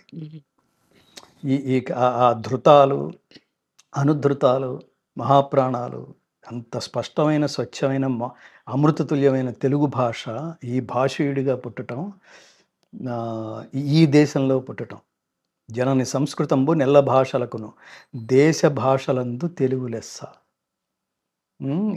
ఈ భారతదేశంలో ఉన్న మన మాతృభాష ఏమిటి? తెలుగు. అలా ప్రతి రాష్ట్రానికి ఒక భాష ఉంది, కానీ ఈ దేశం మొత్తానికి ఒక మాతృభాష ఉంది, అది సంస్కృతం. అందుకని చెప్తుంటాను, ఈ దేశంలో పుట్టినందుకు నాన్న ఒక భగవద్గీత సంస్కృతంలో ఒక భగవద్గీత శ్లోకం నేర్చుకోండి. ఈ రాష్ట్రంలో పుట్టినందుకు ఒక తెలుగు పద్యం నేర్చుకోండి అని చెప్తుంటాను. ఇదే కృతజ్ఞత. ఈ భూమి మీద పుట్టినందుకు నీ ఉనికిని చాటుకోవడానికి ఇంతకంటే గొప్ప అవకాశం ఏమన్నా ఉందా? దీనికి ఏమైనా ఖర్చు అవుతుందా? అవకాశం మీకు అనుకోకుండా భగవంతుడే కల్పించారు భగవద్గీత ఫౌండేషన్ ఏర్పాటు చేయమని. ఈ దిశగా తీసుకొచ్చారు. కాకుంటే మీరు ప్రారంభించినప్పుడు ఒక ఫౌండర్‌గా మీరు కొన్ని లక్ష్యాల్ని పెట్టుకొని ఉంటారు కదా! భగవద్గీత ఫౌండేషన్ దీనికోసం పని చేస్తుంది అనేది. అది ఎంత వరకు మీరు రీచ్ అయ్యారు? చాలా చాలా గొప్ప ప్రశ్న. అది కూడా పరమాత్ముడిదే. యత్కృపాతమహం వందే పరమానంద మాధవం. పరమాత్ముడు అనుగ్రహించినప్పుడు, పరమాత్ముడు అనుకూలించినప్పుడు అన్నీ వాటంతట అవి జరుగుతుంటాయి. ఏ ఏ కాలాల్లో జరగాలో ఆయా కాలాల్లో జరుగుతాయి. నేను ప్రారంభించినప్పుడు లక్ష్యాలే లేవు. అప్పుడున్న లక్ష్యం ఒకటే, సంపూర్ణ భగవద్గీతని ఒక ప్రామాణిక స్థాయిలో ఘంటసాల గారు వెళ్ళిపోయిన 30 సంవత్సరాలకి ఒక గాయకుడికి దీన్ని సంపూర్ణం చేయాలి. అంతకంటే ఎక్కువ టెక్నాలజీ వాడి ఇది ఇంకా గొప్పగా ఆర్కెస్ట్రేషన్‌లో అంత ఘనమైన గొంతు మనకు లేదు. కానీ ఇంత భవిష్యత్తులో ఆయన తర్వాత 30 సంవత్సరాల తర్వాత గంగాధర శాస్త్రి అనేవాడు ఒకడొచ్చి ఒకడికి ఓ థాటొచ్చింది. దీని తర్వాత కొన్ని దశాబ్దాల తర్వాత ఇంకెవడికో థాటొస్తుంది. మనం కూడా కొత్త టెక్నాలజీలో మనం భగవద్గీత చేయాలి అనుకున్నప్పుడు ఖచ్చితంగా నేను రిఫరెన్స్ అయి తీరాలి. అట్లా ఈ భగవద్గీతని రికార్డ్ చేయాలి అనుకుని 150 మంది టెక్నీషియన్స్, స్కాలర్స్ అవిశ్రాంతంగా 7 సంవత్సరాల పాటు చాలా హ్మ్. స్ట్రగుల్స్ ఫేస్ చేసాం. ఈ స్ట్రగుల్స్ అన్నిటినీ పరీక్షలు అనుకున్నాం కవిత గారు. పరీక్షలు ప్రతి స్టేజి మీరు భగవంతుడు ఆరాలోకి వెళితే జస్ట్ లైక్ దట్ లాగేసుకోడు. అక్కడ కొడతాడు. ప్రతి అడుగున చితక్ కొట్టేస్తాడు. ఇక్కడుంటాడా? పోతాడా? అవి పరీక్షలు. ఈ చితక్ కొట్టడాన్ని పరీక్షలు. రామదాసుకి ఊరికనే రాలేదు. జైల్లో వేశాడు. ఇవన్నీ ధర్మ మార్గంలో ఉన్నవాడికి కష్టాలు గూడా సుఖాల్లాగా తోస్తాయి. పర్లేదు. అక్కడ కూర్చున్నా గూడా నువ్వు చితక్ కొట్టేసినా గూడా నేను నీ స్తోత్రమే చేస్తా. నీ కౌగిల్లోనే ఉంటా. నీ పాదాల దగ్గరే ఉంటా. ఎలా అయితే తల్లికి చిరాకు తెప్పించిన బిడ్డ ఎప్పుడు చీరకి కాళ్ళకి అడ్డం పడుతూ వాడు తగులుతుంటే 4 సార్లు ఉండరా నేను పని చేసుకుంటుంటే పని చేసుకోనివ్వవు అని 4 సార్లు అన్న తర్వాత ఐదోసారి చిరాకు పడి ఒక్క తోపు తోస్తుంది. వాడేం చేస్తాడు? అంత దూరం వెళ్ళి పడి అమ్మ తోసింది కాబట్టి నేను బయటికి వెళ్ళిపోయి నా ఉద్యోగం నేను చూసుకుంటాను అనడు. ఇంకో తల్లిని చూసుకుంటాను అనడు. మళ్ళీ పాక్కుంటూ ఏడ్చుకుంటూనే మళ్ళీ నీ కాళ్ళ దగ్గరికి వస్తాడు. తల్లి ఏమవుతుంది అప్పుడు? రియలైజ్ అయ్యి వాడిని ఎత్తుకుని ఈసారి వాడిని ఎత్తుకుని వంట చేయటం మొదలెడుతుంది. వాడిని వదిలిపెట్టదు. ఐఎమ్ సారీ రా, ఐఎమ్ సారీ నాన్న, జు అంటుంది. అట్లాగే భక్తుడు కూడా పరమాత్మని నాన్న నీవే తప్ప ఇతఃపరం బెరుగు మన్నింపదగుందీను నిన్ రావే ఈశ్వర కావవే వరద సంరక్షించు భద్రాత్మక. నువ్వు తప్ప నాకు ఇంకెవరు, నువ్వు తిట్టినా సరే, కొట్టినా సరే, చంపినా సరే నువ్వే నేను. తత్ త్వం అసి, నువ్వే నేను. అది గుర్తుపెట్టుకో. ఒరేయ్ నువ్వు తోసినా కూడా నీ దగ్గరే ఉంటాను రేయ్, గుర్తుపెట్టుకో. ఎంత దూరం వెళ్తావో చూస్తాను అని వీడనగలగాలి. పరమాత్ముడికి అది పరీక్ష. నేను చెప్తుంటాను, మనిషి చేస్తే అది కర్మ. అదే పని పరమాత్మ చేస్తే అది కర్మ కాదు, లీల. అదే గోల. ఈ భగవద్గీత అంతా అదే గోల. సో అది అర్థం చేసుకుని ఆచరించడం చిన్న విషయం కాదు. సో ఆ మార్గంలో వెళ్ళినప్పుడు అనేక పరీక్షలు ఎదురై ఆ పరీక్షల్లో స్వామి నేను వదిలిపెట్టను ఇది. ఇదెవడికి కావాలి, ఎంతకాలం చేస్తాంలే అని అనుకున్నా కూడా అని అనుకుని నేను ఎక్కడ డిస్టర్బ్ అయిపోతానో అన్నట్టుగా పరమాత్మ మళ్ళీ ఒక కంచి పీఠాధిపతినో, మళ్ళీ ఒక శృంగేరి పీఠాధిపతినో వాళ్ళు ఈ ఊరికి వచ్చినప్పుడు నేను కలవటం, వాళ్ళు విని నువ్వు కారణ జన్ముడివయ్యా. మా గురువుగారు అంటుండేవాడు, నువ్వు కారణ జన్ముడివయ్యా, నువ్వు దీనికోసం పుట్టావు. హ్మ్. నేను అందరికీ ఇదే చెప్తుంటాను. ఇదనే కాదు, మీరు ఏ పని ఎంచుకున్నారో ఆ పని మీరు చేస్తున్నప్పుడు నేను దీనికోసమే పుట్టాను, ఇదే కర్మ, కర్మ సిద్ధాంతం ఇదే. నేను దీనికోసమే పుట్టాను అనే తాదాత్మ్య భావనతో ఆ పని చేయవలెను. ఫలితం వదిలిపెట్టాయి, అది వస్తుంది 100%. పని చేస్తున్నంతసేపు ఫలితం గురించి ఆలోచించామంటే అది డైవర్షన్ అని అర్థం. డైవర్షన్ అని అర్థం. పరీక్ష రాసే ముందే నేను పాస్ అవుతానో లేదో, చదివిన వస్తాయో రావో, ఒకవేళ పాస్ కాకపోతే మా ఇంట్లో వాళ్ళు ఏమంటారు, వాళ్ళేమంటారు, వీళ్ళేమంటారు, నో నా బతుకు ట్యాంక్ బండే అనుకున్నాం అనుకోండి. అది కాదు. మీరు బిగినింగ్ స్టెప్ నుంచి మీరు డిసప్పాయింటింగ్ మోడ్‌లో ఆపరేట్ చేసుకుంటున్నారు మిమ్మల్ని మీరు. నో, నేను బీ పాజిటివ్ ఆల్వేస్. నేను చదివినవి వస్తాయి. లేకపోతే ఏమవుతుంది? మనం తపస్సు చేస్తే పరమాత్మ ప్రత్యక్షం అవ్వలేదు అంటే దాని అర్థం పరమాత్మ ప్రత్యక్షమయ్యేంత ఇంటెన్సిటీతో నువ్వు తపస్సు చేయలేదని అర్థం తప్ప, ఒరేయ్ నేను ఒక సంవత్సరం నుంచి తపస్సు చేస్తున్నాను, వాడు ఇంతవరకు ప్రత్యక్షం కాలేదు, వాడు లేడురా అంటాడనుకోండి. ఆ నిర్ణయానికి రాకు. వాడు ఉన్నాడో లేదో ప్రూవ్ చేసుకోవాల్సిన బాధ్యత వాడిది కాదు. నువ్వున్నావో లేదో ప్రూవ్ చేసుకోవాల్సిన బాధ్యత నీది. ఎవరికి ప్రూవ్ చేసుకోవాలి? పరమాత్మ. ఇదే మాట రాజమౌళి అన్నారు తన సినిమా ఫంక్షన్‌లో కూడా. ఆంజనేయుడిని మా ఆవిడ కావచ్చు, మా నాన్నగారు కావచ్చు పూజిస్తారు. టెక్నికల్ ఎర్రర్స్ వస్తున్నాయి. నిజంగా ఆంజనేయుడు ఉన్నాడో లేడో నాకు తెలియదు అని ఒక మాట అన్నాడు కదా! అంటే ఆయన ప్రూవ్ చేసుకొని మళ్ళీ ఆ టెక్నికల్ ఎర్రర్స్ పోగొట్టి ఆ ట్రైలర్‌ని సులువుగా, సాఫీగా రిలీజ్ చేసేలా చేయగలిగాడా? ఎవరు ఆంజనేయ స్వామి ప్రూవ్ చేసుకో అసలు ఆంజనేయ స్వామి మీరు ఏమనుకుంటున్నారు? రాజమౌళి కంటే కింద అనుకుంటున్నారా? పెద్ద అనుకుంటున్నారా? సో పెద్దవాడు ప్రూవ్ చేసుకుంటాడా? కిందవాడు ప్రూవ్ చేసుకుంటాడా? రెండోది అసలు డిస్కషనే లేదు. రాజమౌళి ఏమన్నాడు? తనకి దేవుడంటే నమ్మకం లేదని అన్నాడా? ఇంకా ఆంజనేయ స్వామి ప్రస్తావన ఎందుకు? ఆయన ఉన్నాడో లేదో వాళ్ళ అమ్మా నాన్న చూసుకుంటారు. వాళ్ళ నాన్న నమ్ముతున్నాడా? ఆయన చూసుకుంటాడు. ఆయన చెప్తాడు. ఆయన ఇవ్వాల్సిన టైంకి ఇచ్చాడు. అసలు నువ్వు అర్థం చేసుకోవాల్సింది అది. ఫస్ట్ లెవెల్ ఏంటంటే it is a childish comment. Childish comment. నీకు తెలియని సబ్జెక్ట్ గురించి జస్ట్ లైక్ దట్ అలవోకగా ఇప్పుడు భగవద్గీత అంతా చదివినవాడు మాట్లాడుతున్నాడు. వీడికి ఒక అర్హత ఉంది. నీకేం అర్థమైందయ్యా అంటే నేను అన్ని శ్లోకాలు చెప్తాను నేను. నీకు అసలు ఆ సబ్జెక్టే తెలియకుండా దాని మీద అవగాహనే లేకుండా నువ్వు టక్కన దట్ ఈస్ యువర్ రెస్పాన్సిబిలిటీ అన్నట్టుగా ఆ తర్వాత అయిందా లేదా? అయిందా? అది అప్పుడు అవ్వాలనుంది. డెస్టినీ అంటే అది. ఎప్పుడు అవ్వాలని ఇందాక చెప్పాను చూడండి. నేను సినిమా నేపథ్య గాయకుడిగా నేను ఫెయిల్యూర్ ఏంటి? నాకు సక్సెస్ రాదేమో అంటే సక్సెస్ కాదు. అసలు అందులో నువ్వు ఉండటానికి అర్హత లేదు. నీకు అర్హత ఉండే ప్లేస్ ఒకటి ఉంది. అక్కడికి తీసుకెళ్తాను దా అంటున్నాడు పరమాత్మ. ఏమిచ్చాడు? చివరికి ఎక్స్‌పైరీ డేట్ ఉన్న సినిమా పాటని వదిలించి ఎంత గొప్ప పాటైనా సినిమా పాటకి ఎక్స్‌పైరీ డేట్ ఉంటుందా లేదా చెప్పండి? ఉంటుంది. మీరు గొప్ప గొప్ప సినిమాలు చెప్పండి. ఇవాళ ఎవరన్నా పాడుకుంటాడా? జనరేషన్స్ మారిపోతాయి. మారిపోతూ ఉంటాయి. ఇప్పుడు ఆ పాట అది ఆ బోల్డ్ పాట ఇప్పుడెందుకు సార్ అది? ఎప్పుడో అయిపోయింది. ఇప్పుడు పాడతారేమిటి అని అంటారు. నెక్స్ట్ సినిమా సక్సెస్ చక్రాల కింద పడి ప్రీవియస్ హిట్ సినిమా పాటలు కూడా నలిగిపోతాయి. అదృశ్యమైపోతాయి. అది కాలం అది. మాయాబజార్‌ని మనం మెచ్చుకోవచ్చు. కానీ మాయాబజార్ పాటలు ఇవాళ ఎవరు స్టేజ్ మీద పాడరు. ఈ జనరేషనే. కాబట్టి ఇది తెలుసుకోవడమే విచక్షణ. అప్పుడు నేను ఏమన్నాను? ఎప్పుడు ఇస్తాడో అప్పుడు ఇస్తాడు. ఇది నీకు మీ నాన్నకి కూడా రాజమౌళి గారికి నీకు మీ నాన్నకి కూడా ఏమి సంబంధం లేదు ఇది. వాళ్ళు చేసుకున్న కర్మలు బట్టి దాని ఫలితం ఉంటుంది. ఫైనల్‌గా ఆగలేదది. అవును. కదా! ఇది నేను దేవుడికి ఆపాదించట్లా. ఊరికే ఒక సిల్లీగానో, ఒక అమాయకుడిలాగానో, ఒక పిల్లవాడిలాగానో ఒక స్టేట్మెంట్ నేచురల్‌గా చిరాకుంటుంది. అతను Rajamouli is not a small director. అతను కూడా ఒక తపస్వి. ఏమనుకుంటాడో దాన్ని కన్సీవ్ చేయడానికి అతను విశ్వ ప్రయత్నం చేస్తాడు. అదే ఇందాక తత్వమసి అన్నాను చూడండి. ఆ అర్థం అతనికి తెలిసినా తెలియకపోయినా అతను నిజంగా ఒక తాదాత్మ్య భావంతో చేస్తూ ఉంటాడు ఆ పని. అయితే సక్సెస్ ఊరికే ఎందుకు వస్తుందండి? ఎవడికి వస్తుందండి? విషయం లేకపోతే జనాలు ఏమైనా పిచ్చివాళ్ళా? ఊరికే గౌరవించడానికి, హిట్స్ ఇవ్వడానికి? అది వచ్చే టైంలో వస్తుంది. అతను ఎలా ప్రిపేర్డ్‌గా ఇప్పుడు ఈ చిన్నదానికే అతను ప్రిపరేషన్ లేకపోతే ఇదంతా కలిపి ఏంటి ఒక 5 నిమిషాలు. ఈ 5 నిమిషాల్లో నీ పేషెన్స్ కోల్పోయావు. దానివల్ల ఏమొస్తుంది? చిరాకొస్తుంది, కోపం వస్తుంది. కోపం వస్తే ఏమొస్తుంది? మళ్ళీ నువ్వు చదవాల్సిన భగవద్గీతే. ధ్యాయతో కోపం వస్తే విచక్షణ పోతుంది. ఎవరి మీదో అరుస్తాం. దాంతో వాడికి నీకు రిలేషన్ పోతుంది. ఆ చివరికి విచక్షణ పోతుంది. ఇట్లా ప్రతివాడి మీద టెంపర్ లూజ్ అయ్యి ప్రతివాడి మీద కోపం చేస్తే అందరూ దూరం అయిపోతారు. చివరికి ఎందుకు అందరూ దూరం అయిపోతున్నారో తెలుసుకునే స్థితిలో ఉండవు. చివరికి ఏమవుతుంది? అది నీ పక్కన ఎవ్వడో ఉండడు. దానివల్ల ఏమవుతుంది? బుద్ధి నశించి తత్ఫలితముగా మనుజుడు అధోగతి చెందును. అక్కడ దాకా పోతుంది. ఇంపేషెన్స్ వల్ల వచ్చేది అక్కడ దాకా. దాని రిజల్ట్ అది. అందుకని నువ్వు ఆల్రెడీ అంటే నేను చాలా పాజిటివ్‌గా చెప్తున్నాను. ఆల్రెడీ గొప్ప ఈ సిల్లీ స్టేట్మెంట్లు ఇవ్వకూడదు. గొప్ప దర్శకుడివి నువ్వు.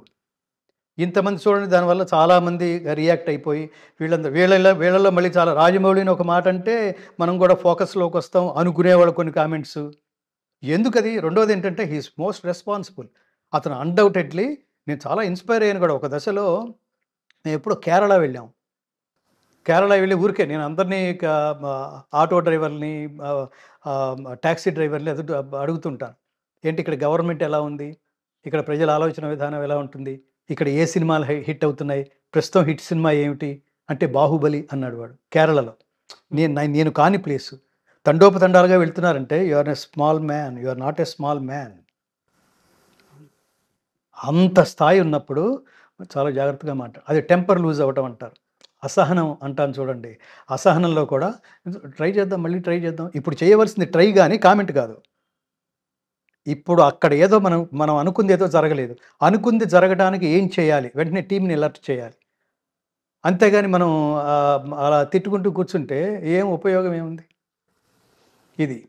నాన్నగారు ఆయన స్టేట్మెంట్ చూశాను. ఆయనేమన్నారు, చాలా గొప్ప స్టేట్మెంట్ ఇచ్చాడు. ఎవరు? విజయేంద్ర ప్రసాద్. విజయేంద్ర ప్రసాద్ గారు. నేను ఇక్కడ కూడా నేను ఆ మాటే అన్నాను ఇక్కడ 'అఖండ' సినిమాలో. కొన్ని మనం ప్లాన్ చేసుకుంటాం. కొన్ని దైవం ప్లాన్ చేస్తాడు. అది నువ్వు రియలైజ్ అవ్వడమే జ్ఞానము. జన్మ మృత్యు జరా వ్యాధి దుఃఖ దోషానుదర్శనం. గీత చాలా అద్భుతమైన జ్ఞానం అంటే ఏమిటో చెప్తుంది. ఏది పడితే అది జ్ఞానం అంటాం మనం. ఏదో ఆ పర్టిక్యులర్